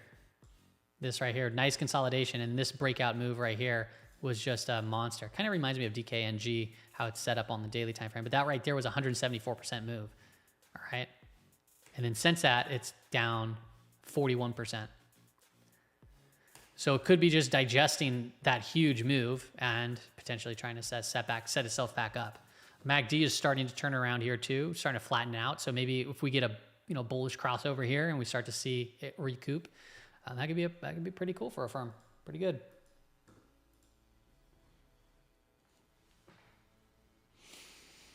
I would love to trade it back up to 50 from where it's at, from 30 to 50 bucks. Yeah, please. That's $20 per share.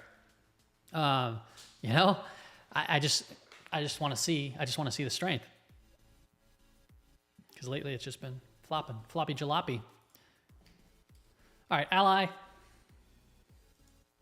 Ally's earnings up July 17th. We're going back into earnings season. Financials start off first. Ally looks good. Higher lows, building into this pivot right around 41. We keep popping above it and then getting sucked back in. So, you know, if you took a stab right here at the 50-day, 20-day, my stop would be down here, right? Because this is a higher beta name in the first place. So, you know, that would be a 2% loss. Down here would be a 5.3% loss, which is actually a better place to have your stop in the first place, about 5 to 7% if you're swing trading. So I just like sometimes if I put on more size, I have a little bit tighter of a stop. But yeah, Ally looks good. Ally looks good. It's just you have earnings, so you got to be aware of that. Look at the 15-minute time frame. 15-minute time frame doesn't look as clean. Right, you can consider this, you know, potentially, you know, flagging, bear flag underneath the 5-day moving average. So, which makes sense. It makes sense on the pullback there. If I look at the weekly time frame here, right, accumulation, early markup. This could just be consolidating while these larger averages, 40-week, 30-week, 10-week, are you know, coming back up there. So I think there's opportunity there too as well. Look at this, you know. Would be real nice. Like if it traded all the way to like September sideways like this, I would 100% be buying that breakout, because that'd be a large, nice base. All the averages would have probably caught up by then, you know, like so. That'd be really clean. It hardly ever plays out that way, but you never know. Okay, so somebody had mentioned the housing index, right? The housing index has been getting kind of pummeled while the market's been going higher. Right, so you have this kind of divergence that's been playing out as price action moved higher, and I'm seeing And this is interesting because you also see like lumber prices, right? Lumber prices, I don't know where they're at in this current moment, but they got slammed in the recent trade. So you're seeing a high, a lower high, a lower high kind of into this area. So descending, reaching the $2 trillion right? The valuation. bears are making progress into the bulls camp. So if the bears take over, boom, it could become the bears camp, right? And then they look to go fight the next bull camp. So yeah, I mean, maybe see a bounce, but it looks kind of weak, but your undercurrent right here, the 200-day is still inclining. And, you know, there's one chart that I like to show pretty frequently is the XHB, or the housing index, HGX. This is home builders, but it looks very similar to the HGX because I think they include home builders in there as well. But let me pull that up.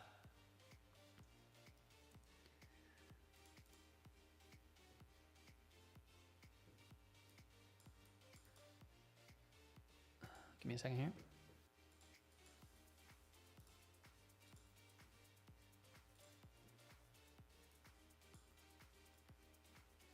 Okay, so here's the housing index in yellow over here up top, and then you have the S&P 500. And you know, one of the things that I noticed, this, I mean, you can go back to like 2005. I mean, the housing index, peaked much, you know, way before the S&P 500, and that actually kind of gave insight into the housing bubble. Obviously, in hindsight, right? But now, you know, if you look at this, you see multiple divergences, small, very subtle. But it's still worth noting because it's played out. So For Amazon, teams are saying that drivers at one Amazon facility in Skokie, Illinois, went on strike on June 26th. So what you'll see here is you have like matching highs or lower highs in the housing index, right? Or in the areas that I marked. And the S&P 500 put in higher highs, right? Boom, boom, boom, higher highs. And it's resolved down lower actually multiple times. That was actually in the bear market of 2022. And then it even actually marked the bottom too. So you put in a higher low over here in October on the housing market, and this S&P 500 went actually lower. Okay, and then what happened there? I mean, that gave us some insight that it'll potentially move higher. Now, it's kind of a weird divergence. And even right here, you can see there was a small divergence here, and it actually came in a little bit. And now it's still actually diverging while the S&P 500 moves up higher. So is this giving us insight that the market may come in at some point? And that's a possibility. There's other things that we like to look at, but that's just one of the many different tools. You know. Okay, SPY right now is just flagging out right below the declining 5-day moving average, declining to neutral moving average. Okay.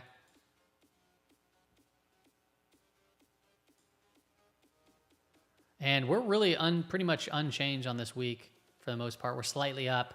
It was still a wide open weekly expected move. I thought we'd hit this earlier, but we have not yet. I still think that we're going to be tagging one of those this week.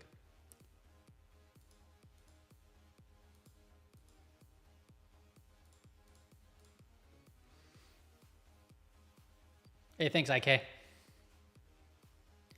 Any idea on SPY today? Yeah, I got UNH. I covered some, or maybe I didn't cover Microsoft, but I do have it still on my list.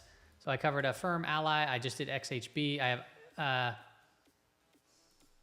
INTC, ARM, AMD, Microsoft, UNH on deck. I did cover Snow, but we can pull that one back up too. Let's just take a quick look at the market here while this is happening. So the S&P 500, like I said, it is just consolidating sideways here, kind of flagging out underneath the declining 5-day. If we take a look here, we're just pinned, you know, right at around these 0-day levels. Let me see if anything's changed there.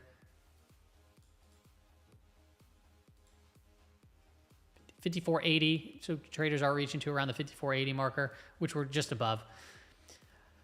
And then we're below the 5,500. So we're in this kind of like just pinned area around this 5,500. If I take a look at market net flow, you have a bearish divergence, but we lost convergence right here. Okay, so convergence was lost, and when you lose convergence, you can have counter trend rallies. So what did we see here? Well, we saw the SPY rip up, and now it's kind of just going sideways, chopping around. Both are below the 0 line. So market net flow, it's not giving us really anything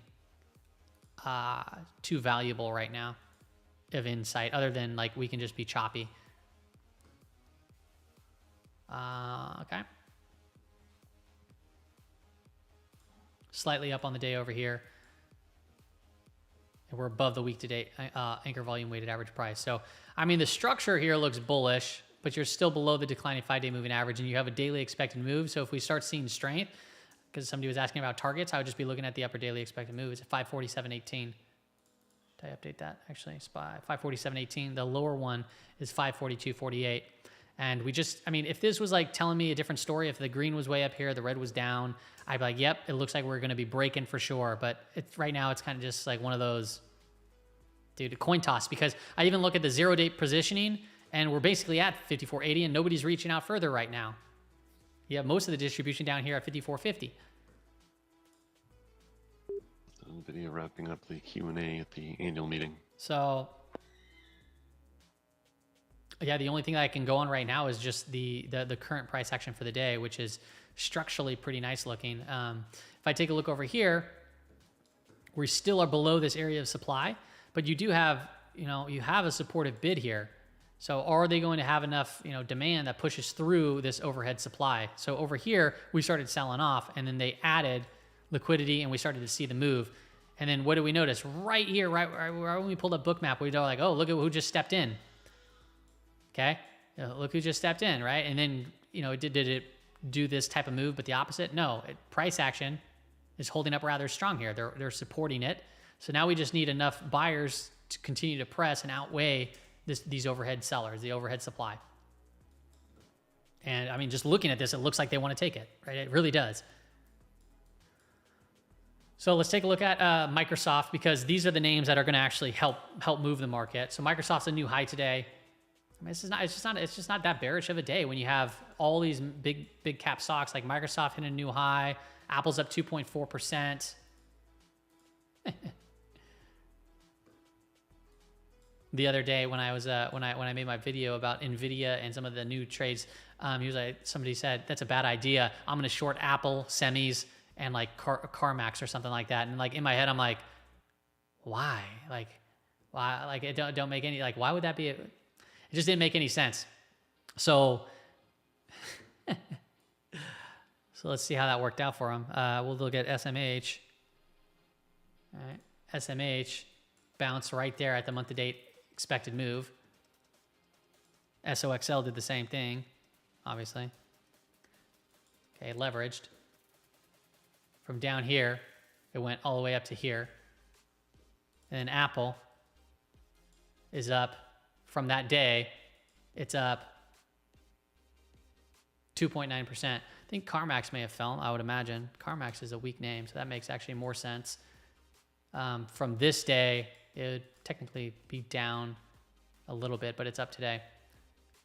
That's why you got to be very careful shorting in this market. That's why I prefer just building long positions and starting small. And then Nvidia that day was up like 7%. It's pretty funny.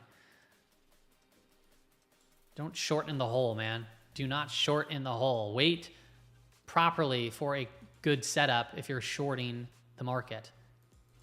I'd much rather fade strength, short-term, smaller positions than buy or than short something in the hole. Can you imagine if you got bearish here, like boom, rip your face off, or you're like, okay, now it's gonna break down, boom, get your face ripped off. I mean, even right here on CarMax, it's consolidating here. So if you're short and it starts breaking out and you don't cover, watch the heck out, because this thing, right? You'll have traders that will cover, and you'll have people that try to buy these tightness and see if it breaks out to the upside, and you boom, pop up to 74, 76. You can get your faces ripped off in shorts. Gotta be careful. Okay, so yeah, Microsoft was at new highs. Nvidia, Google hit new highs today. Amazon hit new highs today. Amazon's still ripping, by the way, on that breakout. Clean. Still, yeah, it's getting pretty frothy over here. This is why I kind of said, on the daily time frame, if you just look, larger, right, it probably wouldn't, it doesn't really matter if you enter when it's very strong. I personally like to get a little bit more tactical and wait for pull in. But overall, you have a strong breakout, and the same thing look as Google, right? Google had this very tight consolidation and nice breakout. So it's not really bearish. I mean, you have tech performing very well. Now the Qs are only up 13 basis points. So just, you know, it's a stock picker's market right now, because you have some names that are just keep them continuing to press higher. Let's take a look at Tesla. Let's check in on little Tesla over here. How's it doing? Doing just fine. Broke out higher, 195.50, and it came in a little bit. Okay. We had Intel on deck, INTC. I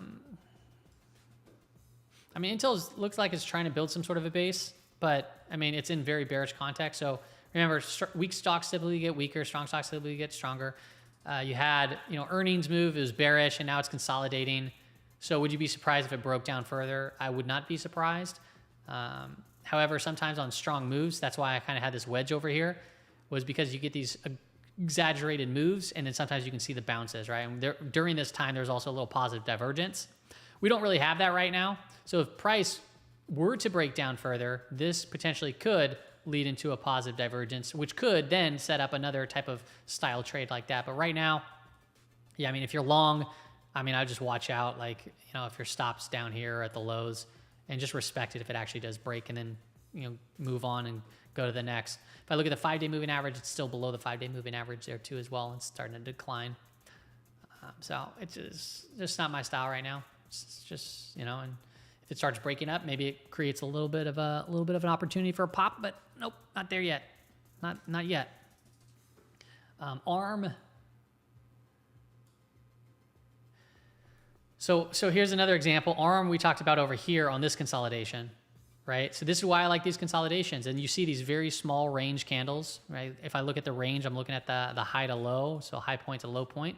And you can see, right, we see some big range as expansion, and then all of a sudden the ranges of these candles got smaller, tighter. We broke out on good volume, and that initiated this move. Okay, so that's what I look for. So when I look now, what am I looking at? I'm looking at pretty large range candles, and it's went on a big run. So now I'm looking for the digestion, more of a consolidation. So I'm not interested in just going in right now. Albeit though that it is there's positive price action. Obviously it's up. Moving averages are moving up there too as well. I would just prefer this to get more tighter. If I look at the 15-minute time frame, take a look here on the shorter time frame, it is getting pretty tight. So it respected the 5-day moving average. We broke above it. So the longer we stay above it, it can flatten out to turn up. And this is getting pretty tight here too. So yeah, it could be setting up for something, or if it breaks down, just watch out. We can come back down to 154, 155, and just still be in that kind of consolidation, sideways consolidation. But yeah, we're probably going to begin to move here in ARM pretty soon. Whether that's a breakdown or breakout, I don't know. But it is getting very, very tight on the intraday basis. If I look at the even smaller time frame, not the greatest look in my opinion, but you have this high, lower high, lower high, lower high, lower high. And every time we try to put in another high, every time we try to break the high, we get a flush, a flush, a flush, a flush, a flush. Albeit that these flushes are smaller, right? They're smaller. And then we have a high, a low, a higher low, a higher low. And actually, technically, we just broke that higher low. But I mean, it's still technically right there, a higher low. Okay, so getting very, very tight price action, even on these smaller, 5-minute time frame. I think I said minute, but I meant 5-minute.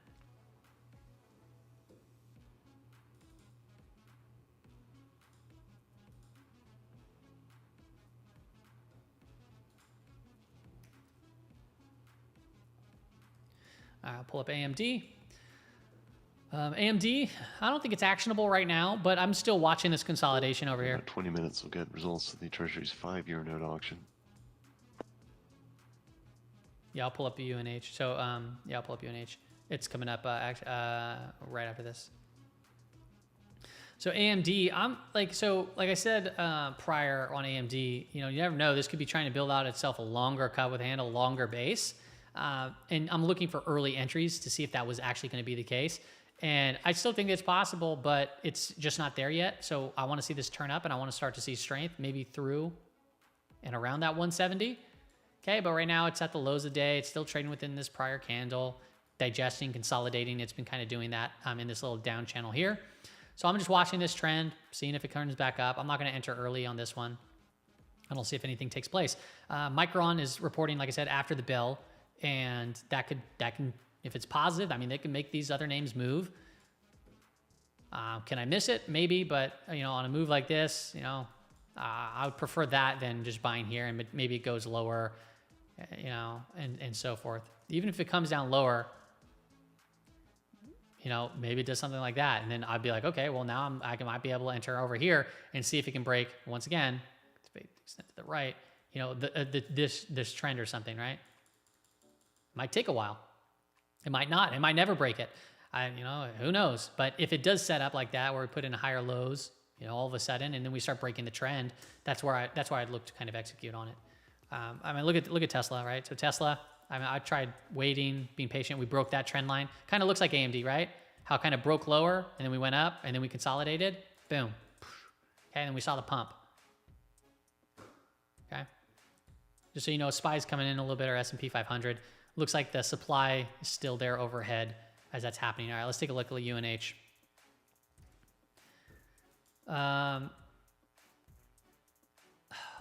Man, it's just no real trend here. So if you're a range trader, I think you'd like it, right? And you'd be looking at like maybe a range, like a trade back up into, you know, the upper part of this range, maybe the midpoint or maybe the upper point up here. But the trend is flat, neutral. The shorter term frame is down. The medium term, which is the 50-day, is up, and we're below that. Okay, so yeah, maybe a snap back up could make sense. We do have earnings around the corner with no trend, so I'm just not interested in that. So maybe go to the weekly time frame, and you can see it's been going sideways for a very long time. So this is a range trading type of stock right now. So you got to treat it as such if you trade that in position for range. So if I played it, you know, would I play it?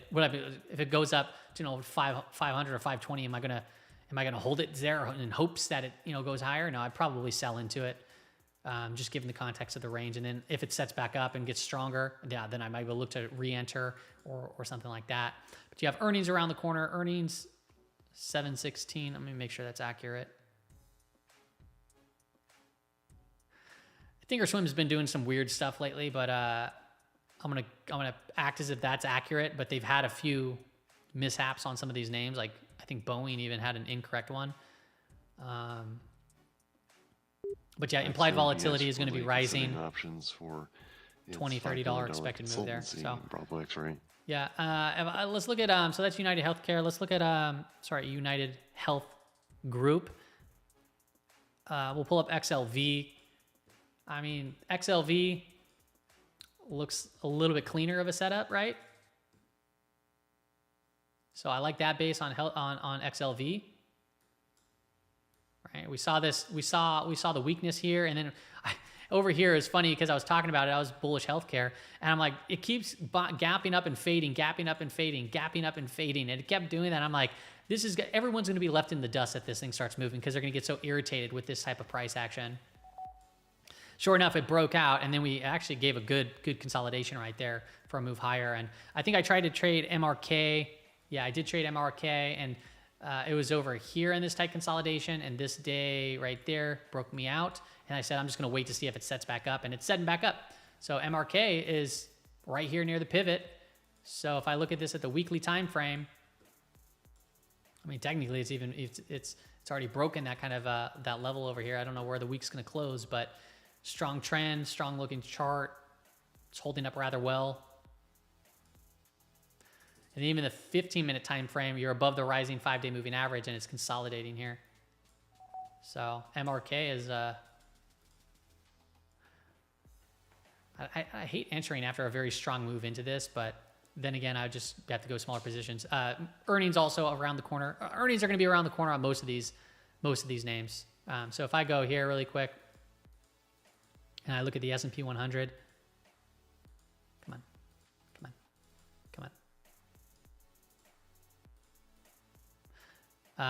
Nike 1.5 days, and then okay, so then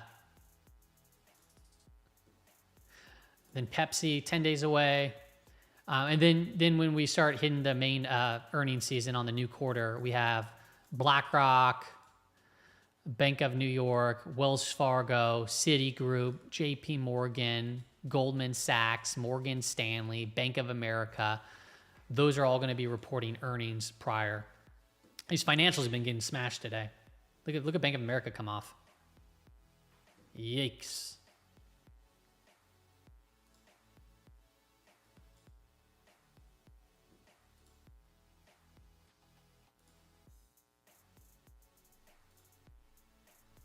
The names don't look even bad though. Even like look at JPM. It's just consolidating here. Pull up XLF. It's off like 70 basis points. It was down over 1%, but now it's recovered quite a bit since.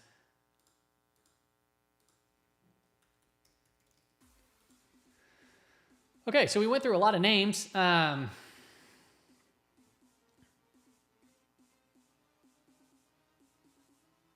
Yeah, Randy, there is. I think we have the 5-year.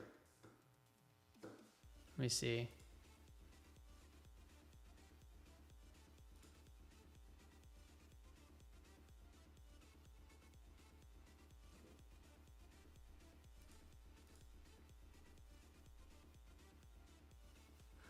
Yeah, in like 10 minutes, you have a 5-year note auction. And then you have bank stress tests at 1:30. That's 30 minutes after the market closes. What do I think about ENB? Well, I'll pull up ENB. So it looks like they couldn't withstand that.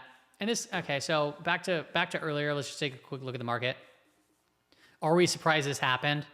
Not really. You know, why? Because market net flow didn't give us any insight that we can see the break. Gamma, if we were looking at 0 date, they weren't reaching higher, right?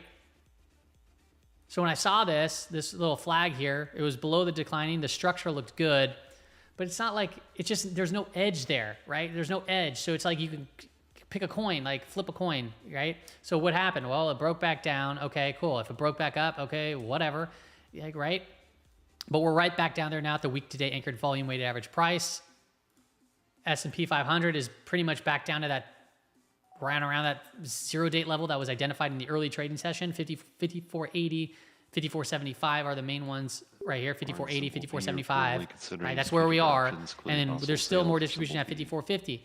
So, I mean, if this starts turning up and getting above 0, and this starts turning red, I'd say watch out, because you never know. We might have a big order come in at this 0 date flow down here, and it might just send us back down to these levels.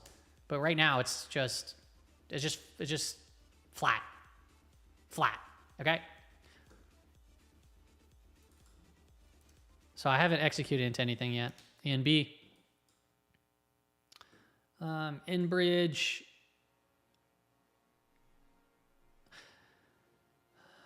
I mean, I just the thought, what's currently happening here with Enbridge is it's just a range, right? So you're pretty much right in the middle of that range. So when you approach trades like this, like you trade it as a range. In the earlier, you know, in more recent, like you're kind of at this trend. You kind of saw a break here on some decent. No, that wasn't even decent volume. There was more volume on the day prior. And you're kind of floating around this 200 day. So if it's like, if you were trying to play a bounce, yeah, this would be your risk, and you'd be playing it to maybe up into the 50 day. It's like a 1-for-1 sort of thing. Or if you want to even go higher, if you break this trying to maybe try to take it back up a little bit higher than that. But let's look at the 5-day moving average. Maybe it'll give us a little bit more insight. And this looks better, right? Early stage potentially of a turn up. So I like to enter in when it's flattening to turning up. And you can see right here, we got some strength through this. It's kind of just in this shorter term kind of area. So, I mean, this has opened the door to 35.50, potentially, you know, up into this range here too as well. You'd have to have a stop down here or at this low. I'd prefer to come in a little bit more, consolidate. But I would just treat this as a range. So if you're swing trading, you know, you can look at the daily or maybe even the 15-minute. I like the 15-minute on ranges because I can be a little bit more tactical in the approach. Every name is going to have, you know, a way to set up a trade. Just very rarely are we going to pull up a chart and be like, yeah, it's actionable right now, right? So that's why sometimes it might be, if you're really interested, you just have a starter position. Like yesterday, I started some positions. It wasn't really actionable, but I just started the positions so I can have them on my screen. And if they go against me, I'll get out for a small loss. But if they start working in my favor, I can actually add to the position and start building in. You know?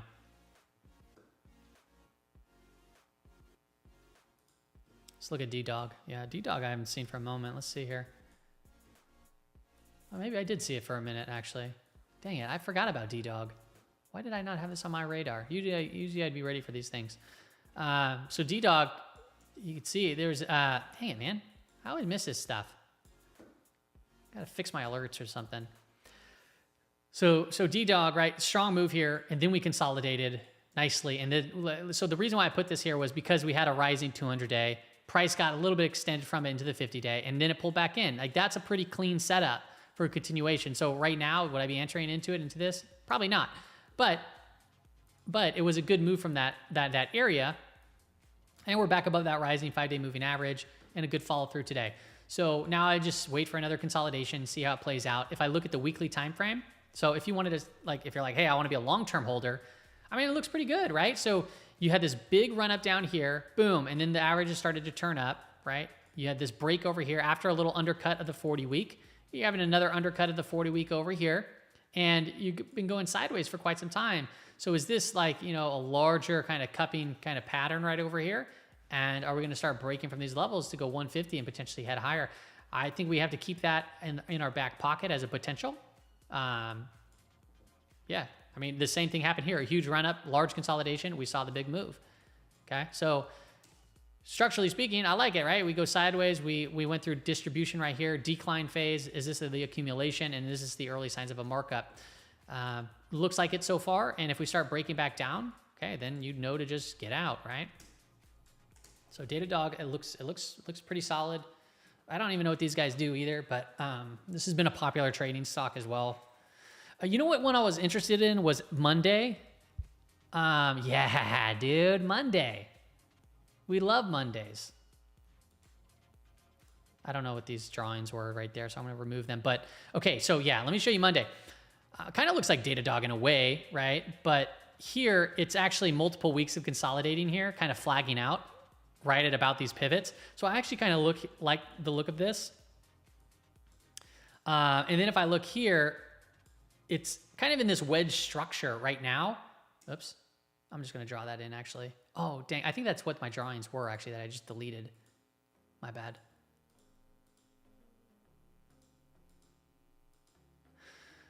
So yeah, it's, you know, a few days up right now.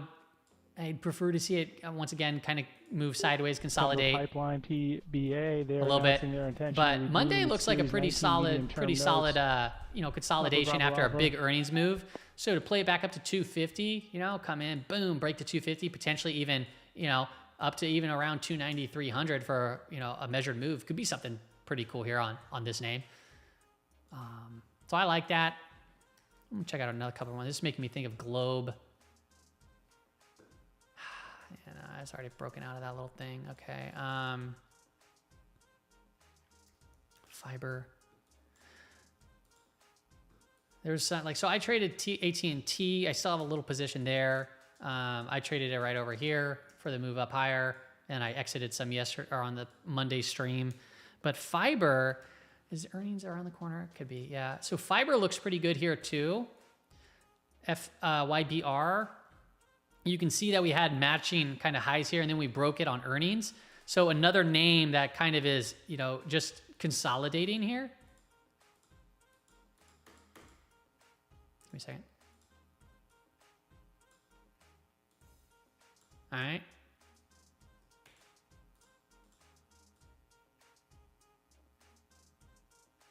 I don't care, however you want to draw this. It don't matter. But it's just giving a structure. So yeah, it's right there. We have an inclining 50-day, inclining 3% up about 200 basis points on the day, and it's just getting pretty tight over here within this channel. So, you know, maybe it sets up where we can see a pop from this and continue higher. So if you entered now or whatever, you know, it probably would stop you here, or yeah, probably a stop would be there, and if the gap fills, see kind of if it turns back up or whatever. But this one looks like a good chart too. Haven't really seen anybody mention this one. Now I'm curious about T-Mobile. T-Mobile is a monster here. What a base breakout over here. And this is kind of going through a larger consolidation. So keep this one in eyesight too, right? See if it, you know, builds out a stronger base. Verizon. No, that's VZ is Verizon. This is a slow name, but Yeah, let's go to the weekly time frame. Right, it is building out quite the base here. I think that's worth noting too on the weekly time frame. As these averages are catching up, maybe that opens the door for something. Nah, range bound. Okay, let me check in the comments here. How's everyone doing? What's up, Colby? NCLH, yeah. Have you covered snow? Yeah, I did cover snow. We can pull the snow back up. We'll do NCLH. Yeah, the cruise liners, man, they look primed to continue to move. Norwegian Cruise Line. We talked about it, I guess, over here. I can't quite remember, but we saw a nice breakout and then consolidated following through on that. Cruise liners look good, right? We talked about, I think, Viking. I think that's Viking. I think that's another cruise line. Right, VIK. Doesn't look horrible, but it's come off a little bit. CCL, Carnival. Another one that had a big wedge breakout, and we're seeing some massive follow through today after the earnings. So Carnival looks good. RCL, I think, was the one that we really honed in on over here. Big move. Yeah, the cruise lines are just moving and grooving. They're a little choppy, right? They're on choppy waters all the time, meaning that no pun intended, but they're just 5-year when issued. You can see a big move down, a big move up, sideways, and it gets ahead of the 70 billion auction. They're just trippy names to trade, so sometimes going into the weekly might be a little bit easier. Okay, and then like I said, snow, right? Snow we talked about a little bit earlier about the positive divergence in the RSI right here. So it looks like it could be gearing up for that pop, and we're getting that follow through pop today. It's just been kind of straight up. So once again, I don't like entering into these chasing these names for a swing trade. Day trade, I wouldn't mind doing that and chasing because it can go, like I said, it can go higher. But yeah, very strong move there in snow for the day. But these are the things that you kind of got to be prepared for and ready. And then you have the positive divergence kind of working itself out. So we're going to potentially go to, I don't know, maybe we get a bounce up to 140, maybe 150 up in this range. But I would like to see it come in a little bit and then move. It's nice.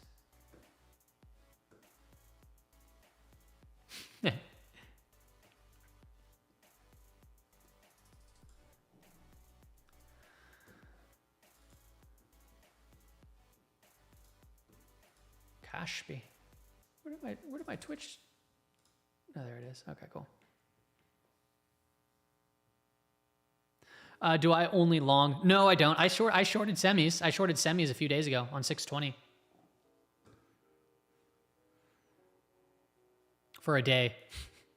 My shorts are one, they're smaller positions, and then so for one, they're smaller positions. For two, I'm a little bit more aggressive on them, significantly more aggressive, right? On my long positions that I build, I just put them on and I let them go, kind of. Depends on the position sizing with them, but the 5-year notes draw 4.331% with 5.63% here comes the allotted at the high, bid to cover 2.35. Again, 4.331 just below the 4.335 when issued yield, but the bid to cover a little soft at 2.35. Indirect bidders take a healthy 68.9%, direct bidders 17.7%. That's the 5-year. Yield slightly lower in the 10-year following the 5-year note auction. Right now it's blue water. Check it out, blue waters. Not really much going on here, so probably see a little bit of a move here very quickly. Okay, so I shorted semiconductors. This was the month to date. This was the prior week expected move, and we got. We got outside of the. We were outside of the month to date. We're outside of the weekly, and I posted this on Twitter. So I shorted it outside of this, and I just held it into this day. I think that's how I traded it. I can't really remember, but basically I traded from 620 to 621. I didn't hold it down into the lower monthly. And then I longed it over here. I longed it on 625. Why then? Well, on yesterday's video, or not yesterday's, the day before, I talked about the Nvidia setup on the 15-minute time frame. Like I wouldn't short into the hole here, right? So the 15-minute time frame, this was the lower weekly expected move for Nvidia, and that's when I longed it, right down in this range. We had the positive divergence here. The week to day anchored VWAP, I said, let's see if it breaks that. It was right there. It broke it. Boom. And I played it up. And I'm already out of that too. Because the low that we talked about was the declining 5-day moving average. It didn't quite reach it there, but I just got out anyway. Of America named at the new close. chief financial officer. So I got lucky, right? I mean, well, okay, so lucky that it went up, but skillful in the approach of playing and waiting for strength, right? You're listening. Because if it didn't do that, I wouldn't have just entered. Right, so skillful entry, lucky price movement to pay me out. That's it, right? I don't consider myself skillful when the market moves it up. I have no control of where the market goes. And that's why I always say real skill is managing the risk, managing the trade, knowing when to get out, knowing when to enter, right? How much your position sizing is. But a lot of people focus on like whether you're right or wrong, but it's like you can be right all the time, right? You're right to get out, you're right to get in, as long as your trade makes sense, you can have a bad outcome, but yet still be a great trade. But unfortunately, that's not like the sexy thing, right? People want you to be right 90% of the time. I don't care about being right 90% of the time. I care about being right 40% of the time and still making money. And if I'm right 90% of the time on a good streak, I'm making good money, right? Great money. Most of the time that people have a high win rate, like 90%, they're in the trade for like 30 seconds. And then they're losing trade, they're in for a day and a half, and it goes completely against them and they lose all their money. That's just a sad reality of high win rates. Yeah, IFF. What's IFF? Isn't that like a international flavors? I thought that was IP. IFF. Yeah, I mean, the chart looks great on IFF. Strong earnings move, boom, and now we're consolidating it. So these are the type of trades that I like setting up, right? Strong earnings move, new highs for the year. Now it's going sideways, consolidating. It looks good. Let's look at the weekly time frame. Look at the weekly time frame, right? We went through a decline phase. It's starting to change, right? And the weekly is probably where I'd look to set this up more, right? I'd like to see it go a little bit more, a couple more weeks. But nice consolidation after a nice earnings move. So it gives us an idea for risk and reward. So if it breaks down this low, if you're long it breaks down the low, okay, maybe watch out, see if it comes in more. And if it sets back up, you can always look to re-enter. But yeah, the reason why I say I like it is because the risk is getting tighter, right? The price action's coiling up. So if you go long and the volatility expands in the direction of your trade, you can be really rewarding. And if it breaks down, it's like, okay, you have a small risk. Like you can get out and you can get back in if it sets back up. Good chart, good looking chart.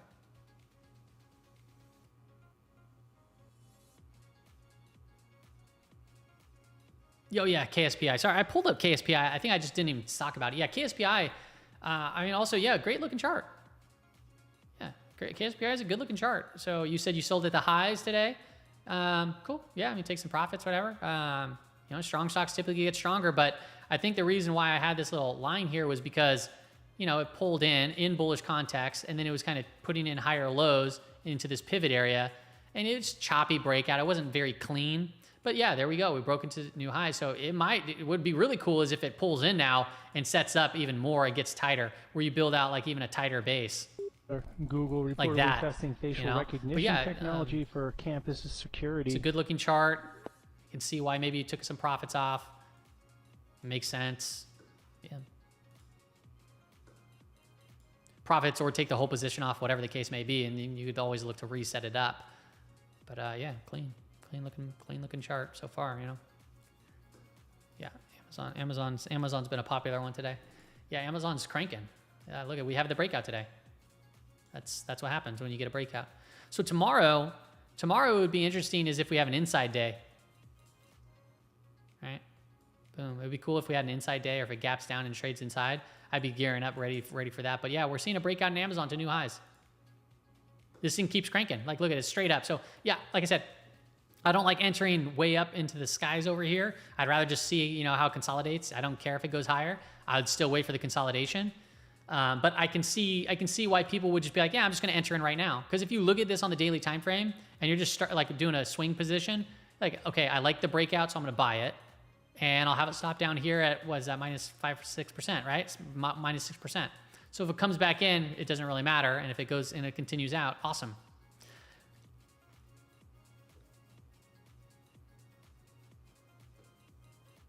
Yeah, a lot of these names look really good today. Just a lot of the names, right? So if I look at the largest market cap names, Microsoft, new highs. Apple, up on the day, not new highs, but still looking good. Google, new highs today. New all-time highs, right? After this tight consolidation, this breakout, right? Amazon, we already just talked about. Meta is breaking out of this little flag over here, right? Kind of keeps on pressing up higher there, okay? So then Tesla is up 4%. So I got out some of my position today, but this thing is still cranking. I'm still holding, right? That whole year-to-date anchored VWAP breakout.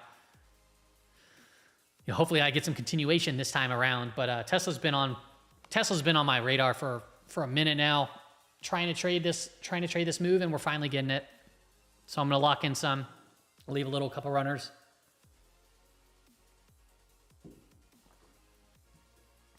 Lock and loaded.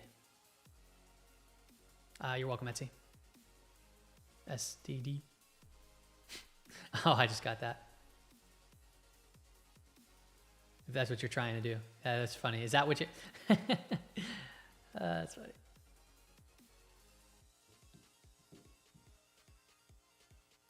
Okay. I'm going to take a look at some of my other names I'm interested in.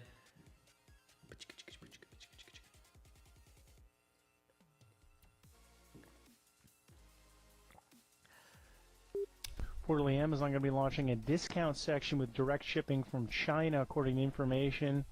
Interesting. Could be a competitor to Shein.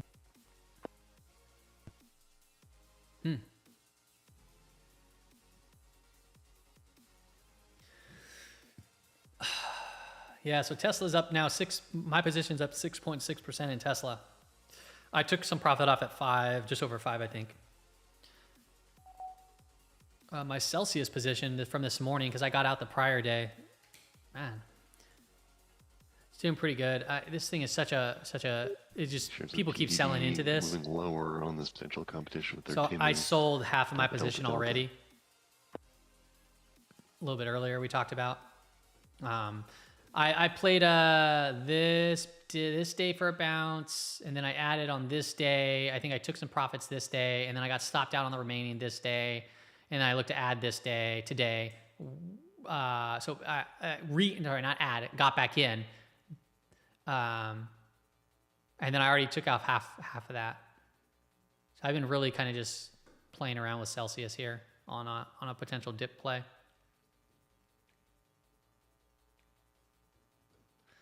All right, give me a second here. I want to pull up some my tight list and see if anything's setting up here. I want to see actually now where I'm at too for positioning.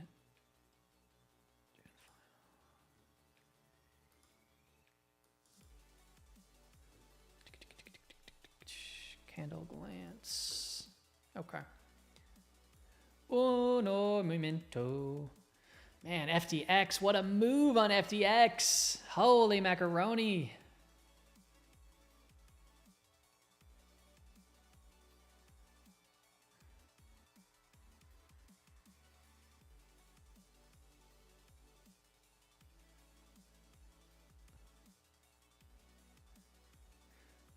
You know what? I'll just share my I'll share my tight list with y'all because it's already Wednesday. For those that don't know about the tight list, I do this every week.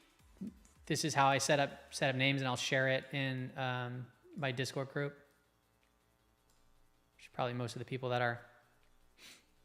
in here watching this live stream could be in. And I'll kind of walk you through that.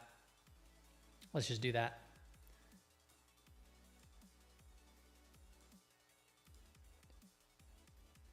Nice job, Vitor. On the Amazon calls. Yeah, FTX. What did I say? Cart? What we got on cart? Hey, cart looks Maple Bear Incorporated. This is the first time hearing about this chart or this name. I'm not too familiar with it. What's the volume look like? Huh. How has this not pulled up on any of my radars? Or maybe it has. I don't really know.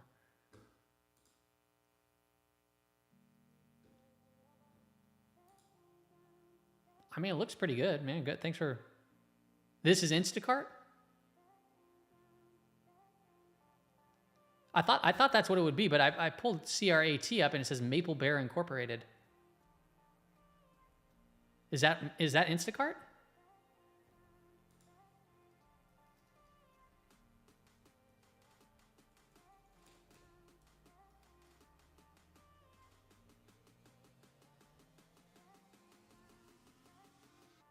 Huh.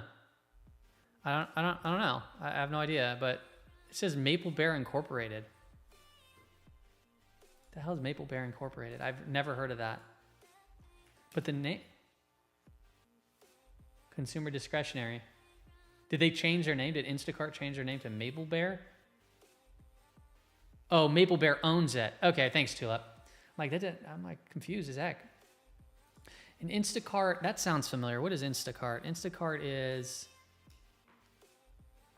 yeah, the carrot logo. Delivery, grocery stuff. Okay, yeah. I mean, the chart looks pretty cool. I mean, it looks pretty good. It looks like it's just consolidating right here. So look for a potential breakout in the 50 to start flattening out. Could be setting something up right there. Saw a nice move there. And now it's kind of consolidating. Interesting. Let me...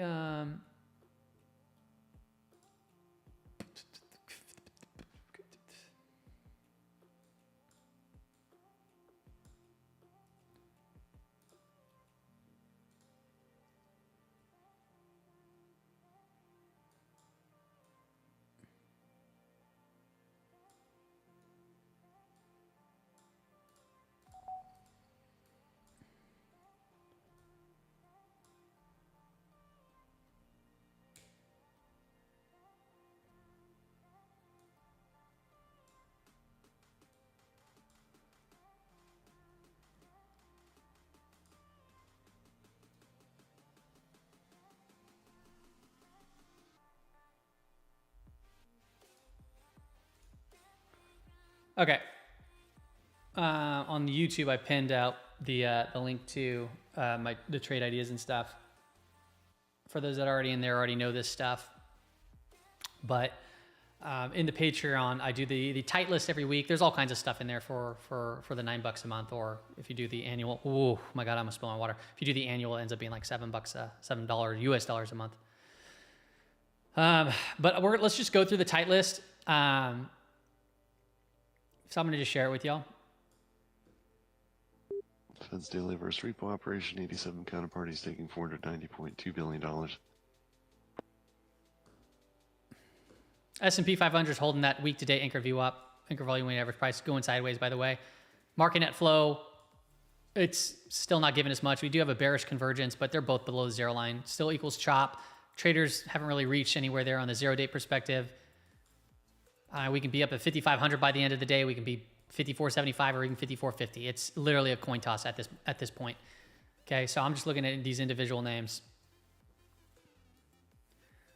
So here's the tight list. They may be kind of hard to see, but you know, every week I'll go through and update my watch list. So my watch list has all kinds of names in there for many reasons. Could be fundamental, could be technical, could be a mixture of both. Just how I like the charts, right? So there's a bunch of different names that I'll put in there every week. So we'll go through that really quickly. And then I just put it into a PDF file, and I just now put it into a CSV. I also give the zones, which is a cool document. A lot of my charts that I share on the market brief, I give those permalinks to those charts. And then you have the access to the trading ticks, which is you can type in all kinds of stuff in the query channel to get information yourself. And then they have options flow. There's so much stuff. There's so much stuff in there, okay? So you just have to ask somebody what their thoughts are and then go from there. It's not an alert service. That's not what I do. But I want to go through the tight list really quick.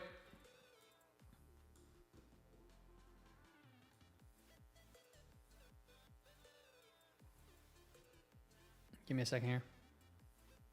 Broke out. FICO kind of holding up.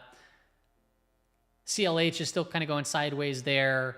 KCCASY, I'm unfamiliar with the company, but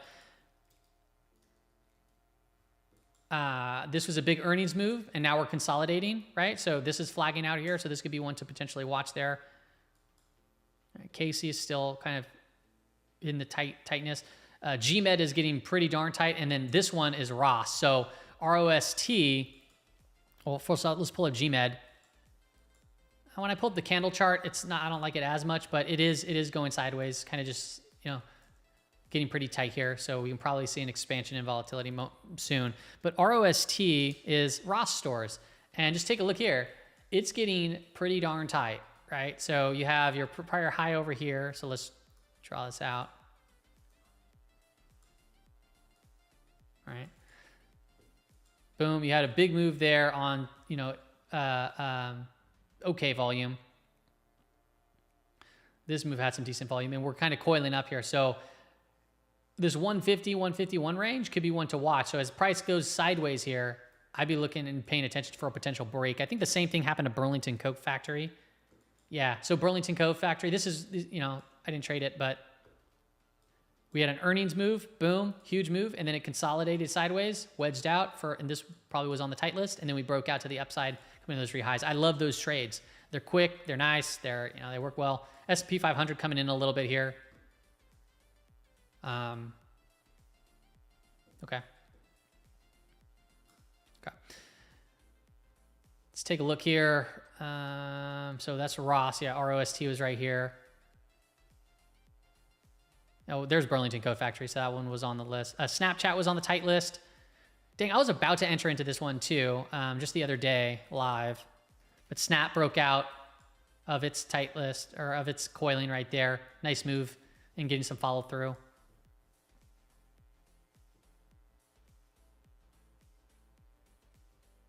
Amazon was on the tight list. That broke out today. GFL. Like I said, I'm just looking for names that just haven't made the move yet. Just kind of going sideways. I'm not really interested there.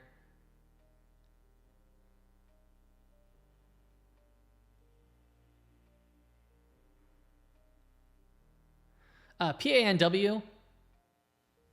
Okay, so these names are kind of interesting to me. PANW, LMAT, even DKS. Oh, there's NU. So I did trade NU. I had a position there. That was on the tight list. That's moving through today. Even Pinterest. So, gee, HRB. What is HRB? Is that H&R Block? Yeah, H&R Block is getting pretty tight here too. So HRB is getting very tight. 1, 2, 3, 4, 5 trading days, you know, pretty much sideways price action. So it could be something setting up here. It's kind of extended a little bit from those averages, but you can see this as a potential double bottom, broke that. Now we're in this pivot area here. So this could be on breakout watch. Tesla was on the tight list. That broke out. LMAT. So LMAT and PANW. So I'm pretty sure, well, these both semis, right? LMAT. So we have Micron, like I said, reporting after the bell. LMAT. This one's gone. No, LMAT is not. What's LMAT? LMAT, it sounds so familiar. Coiling up over here in bullish context. Holding up rather well.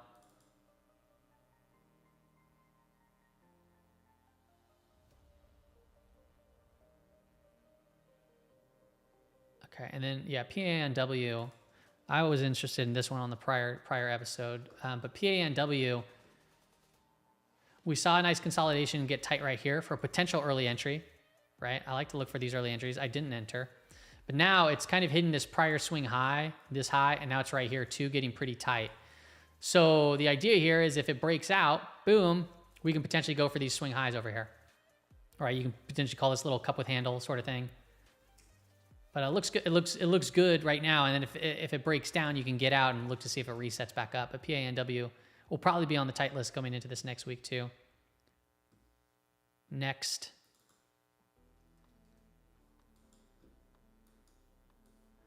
is in very bullish context here. It's under $10. I don't really like trading, you know, too low price stocks, but this one's coiling up there.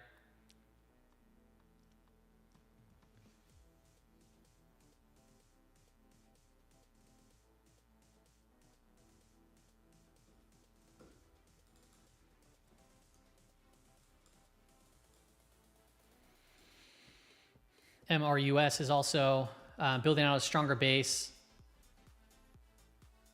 Low, higher low, lower highs, getting kind of coiling up here. So this could be one to potentially watch for a break of that, you know, I'd say you want it to break around 58 and then maybe go back for the swing high and higher for continuation. That'd be something to watch there.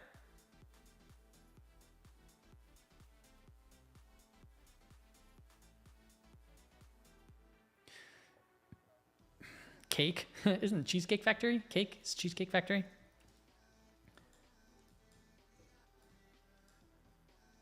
Kind of just building a base around that pivot of 41. Spotify was there. Oh, there's Monday. Monday's kind of making its move from that actually tight area right there. I might even look to just have some position there. Monday.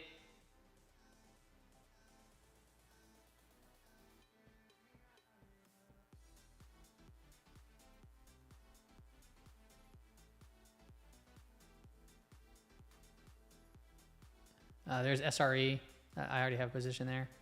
TME is one that we pulled up a bit ago.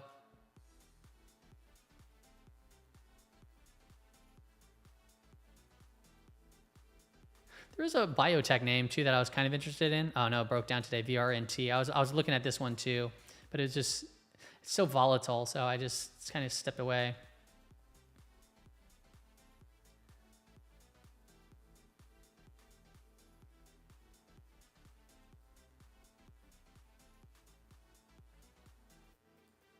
mRNA looked pretty good, but that's breaking down, so I stay away from that. There's Snow, right? Snow was on the tight list. We're getting that move today. It's up 5.69%. There's still some decent setups here. Setting up. At the end of the week, I'll go back in and I'll try to set things back up again of what's tightening up in the watch list, and then I'll look for new names too. I look through so many charts every single day, or every single week. Yeah, so Monday and 4, I'm just kind of interested there.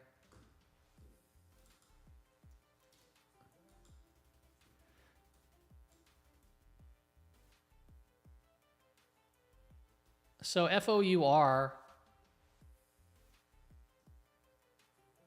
I mean, it saw some strength here on earnings. It consolidated, we went higher, and now it's consolidating again.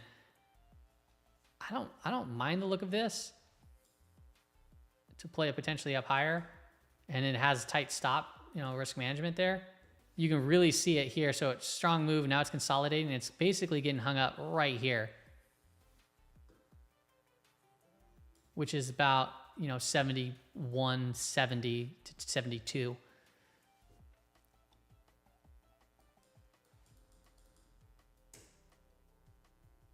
I think that could be something. And then I would like to see it just come in a little bit more, and then start to see strength after that. I want to see it's so you have a low, a higher low, a higher low. So I'd like to see the next higher low and then actually break these areas over here. I think that could be potentially on the radar. Monday,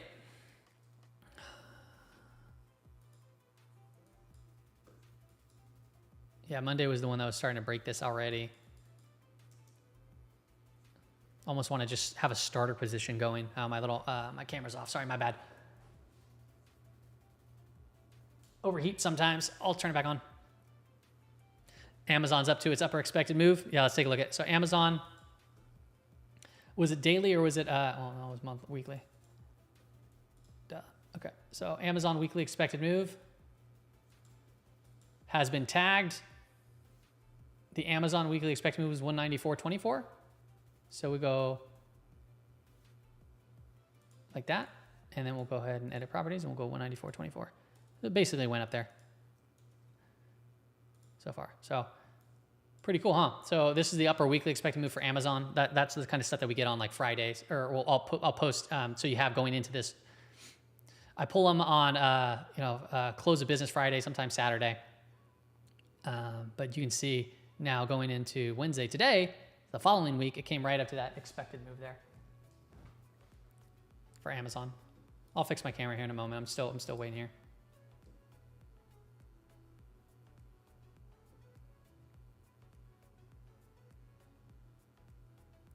Non-refundable. Yeah, I can look that up for you, man. And ZS. Yeah, I can look at ZS, CMG, ZS, ANET. Take a look at SPX. Yeah. I'll put these up. So thanks, Tulip, for paying attention to that. Yeah, Amazon is right there at the weekly expected move. Getting some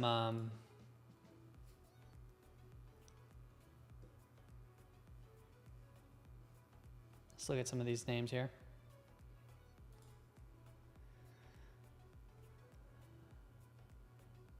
SPCB. Yeah, so I'm not much of the penny stock kind of guy. But I know people that have made great money doing it.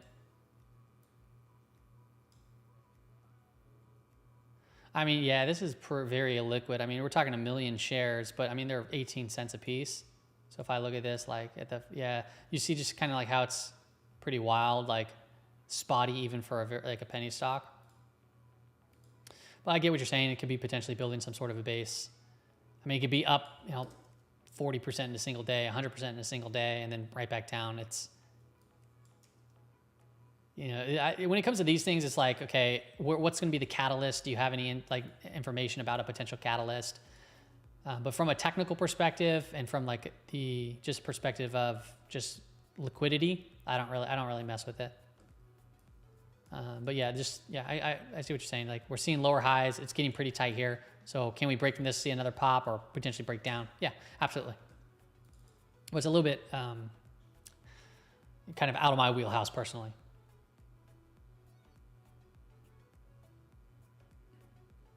So yeah, AMD we talked about a little bit earlier. I'll really quickly go back over that. AMD, I'm still waiting to see strength and breakout of this trend line. So AMD is still trading within this prior trading candle. And if AMD is going to see strength, I wanted early entry to play it up to obviously up higher areas, but it just hasn't done that yet, and I'm still keeping an eye on it. So I'm watching this consolidation. I'm watching its current, few 4 or 5 trading day consolidation right here.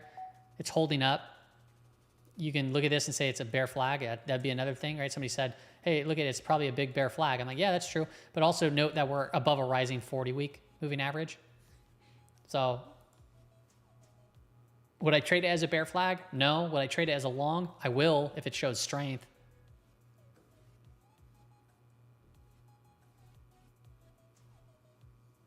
You're welcome, Nan. ZS, which one was that again? I'm not familiar with this, but I definitely put on some earnings expected moves there. So ZS had an earnings, it was a positive response to the market, but it closed lower. Now it's kind of consolidating here. Could be basing out. Turning up here, the 20 is turning up, the 50 days flattening out. Could be in early stages of a turn. Even the 200-day is actually inclining. It's been seeing quite a bit of weakness, obviously, this year, coming down. I forget what this... Z-scaler, it sounds so familiar. I just can't quite recall. It's one of those days today. And we're floating around the 5-day moving average. This one actually respects the 5-day moving average pretty good in recent trades. So if this starts turning back up and this starts moving up, maybe that helps and opens the door to come back to these prior swing highs. But yeah, it's getting pretty tight here. So if you're long and you're trying to go long around here, you do have a nice structure right here. And you have a clear idea of when to get out of it, the trade, if it starts breaking down this little tight pattern here. All right.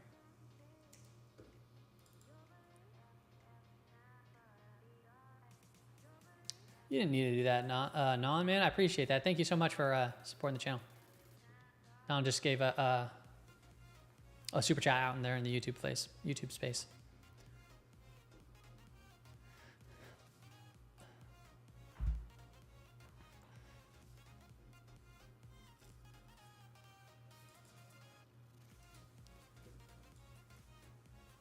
Okay, so ANET, let me remove all this stuff. So ANET, I like to hear this. See this tight consolidation right here. So this is a great example of how volatility expands.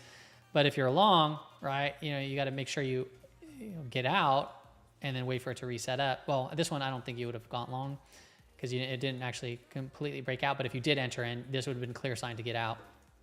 Pretty big gap down, breakdown, and then it recouped, right? Then it consolidated here, right? So that could have been another potential place. And now, right after seeing some strength, we're consolidating here again.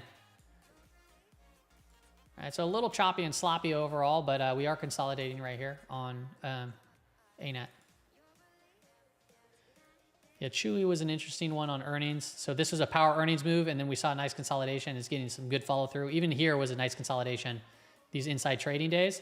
So yeah, I wouldn't say long it right here, right? You want these consolidations, but yeah, talk about just a bullish move right on earnings, and this is what I look for, right? Nice big bullish move. Then I look for the consolidations. And then you play to see if you can get continuations. So great move there on Chewy. Even here, right, we coiled up pretty tightly. I just don't really enter into positions on going into earnings. I wait for these consolidations. Yeah. I'm actually interested now what NNE is doing because, okay, now it's backed off. Okay, because NNE I was looking at over here and I was like, I don't feel like trading this high volatile name. And then it like shot up. I'm like, holy cow. And then on this day, I brought it up on the stream. And then this day it came up like another 30 or 40%. I'm like, are you kidding me? This thing is crazy. It's crazy. Now it's down 23%, which makes sense because it went up like insane.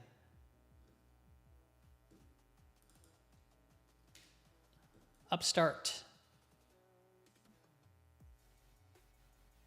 So Upstart we did talk about the other day, and the reason why we talked about it was I think on this earnings day how it was bearish, pretty bearish, but then it closed at the high, and these type of things can mark turning points and bottoms, and you saw the follow through.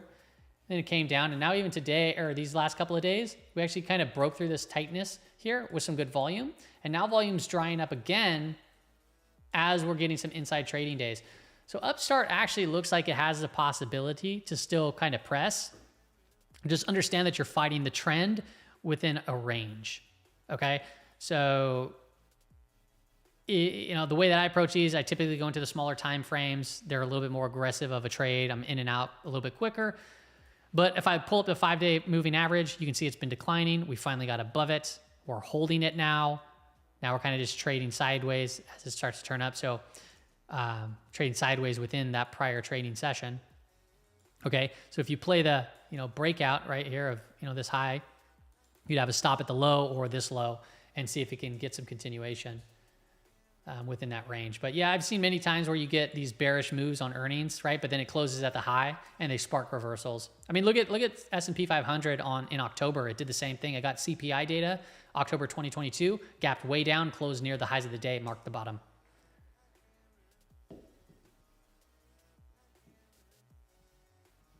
I think Unity, you did the same thing over here, right? Yeah, right over here.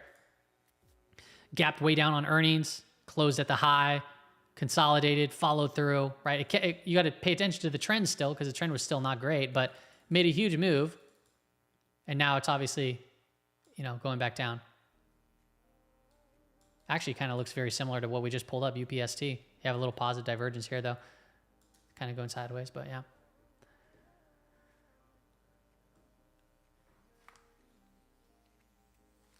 Yeah.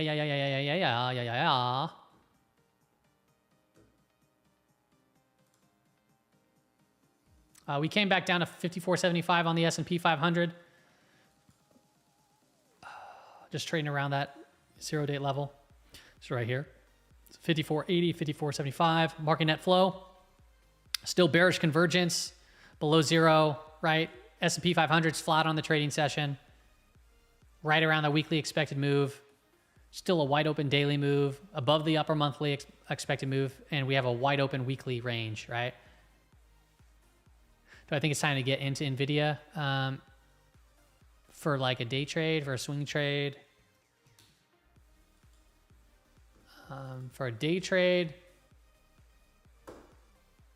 I mean, I don't see anything that great right now. You do have a higher low right here. It's getting pretty tight. So, I mean, we'll probably see a move in Nvidia here soon, right? But my trade idea in Nvidia already took place. So Nvidia trade for me was yesterday. I did SOXL instead of Nvidia. But here it was. Nvidia trade was the strength right here up to the week to day anchored VWAP. And I played it into right around here, which was the swing high anchored volume weighted average price. And then also we have that declining 5-day moving average. Okay. So looking at Nvidia, we are still holding the week to date. It's getting tight. So if the market wants to move higher, we will probably see Nvidia pop up and, you know, keep an eye on the 5-day declining moving average. And then also here, because if price wants to get up there and start to break through these levels, yeah, it could be a good thing. But right now it's a little bit of a coin toss, right? So I can see short term, maybe, you know, trade idea setting up, but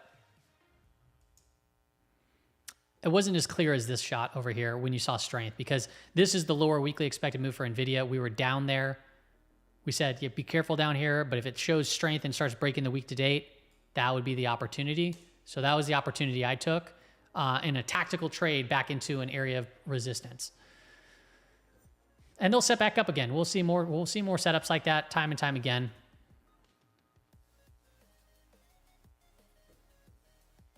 So if you go long Nvidia, if you buy it, right? So your idea was like, should I buy right now, or is it the time to buy it? Yeah, maybe it might be. And then if it just breaks down, though, you gotta respect that and then see how it sets up from that point. If you're doing an intraday trade, right? Because it is coiling up.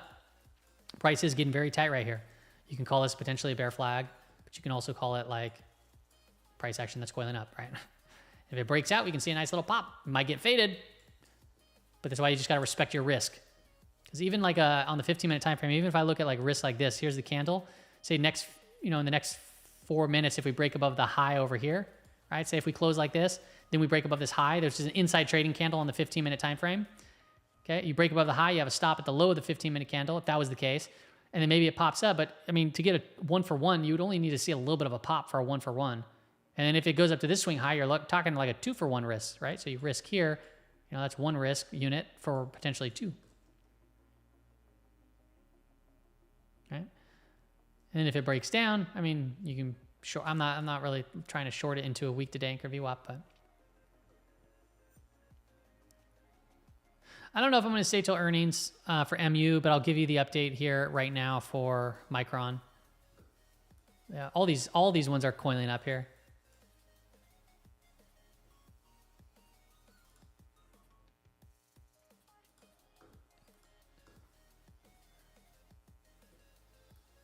So it's about an $18 expected move from where we currently are.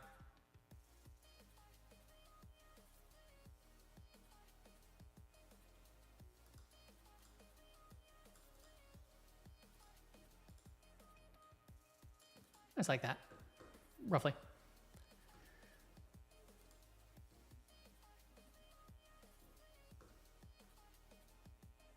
IIPR, yeah, I'll pull it up.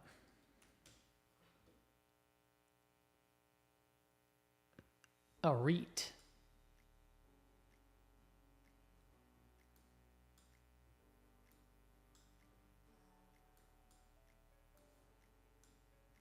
I mean, the chart looks good for IIPR. Innovative industry. Yeah, it's getting tight here. It's in bullish context. Gives us a good idea for where to manage risk at. You know, if you're trying to, you know, be tight with risk, but we're putting in a series of higher lows. Higher highs have been taking place.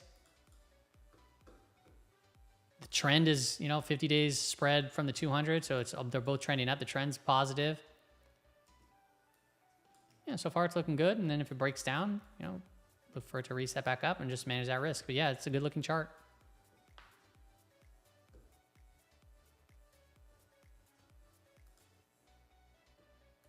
I keep going blurry. Yeah, I think there might be something wrong with my bitrate or something like that, it says. I don't even know how to change that.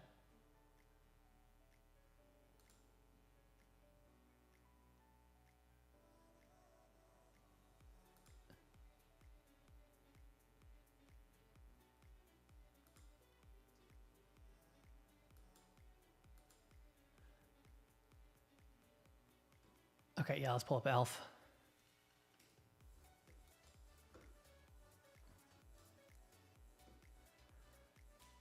ELF is another one of those retail type looking names that have just been very, very strong. Coiling up right here, right at these highs. Earnings around the corner. I'm not going to trade it into earnings, but also ELF is holding up really well. Pretty extended there on the weekly. Daily though, nice little consolidation. And we're kind of just holding around this area for the 5-day moving average. Putting in higher lows. So yeah, if we start seeing strength, we might get a little pop there. You might look at this. People might say it's wedging. That too, right? But really it's just price actions getting tight.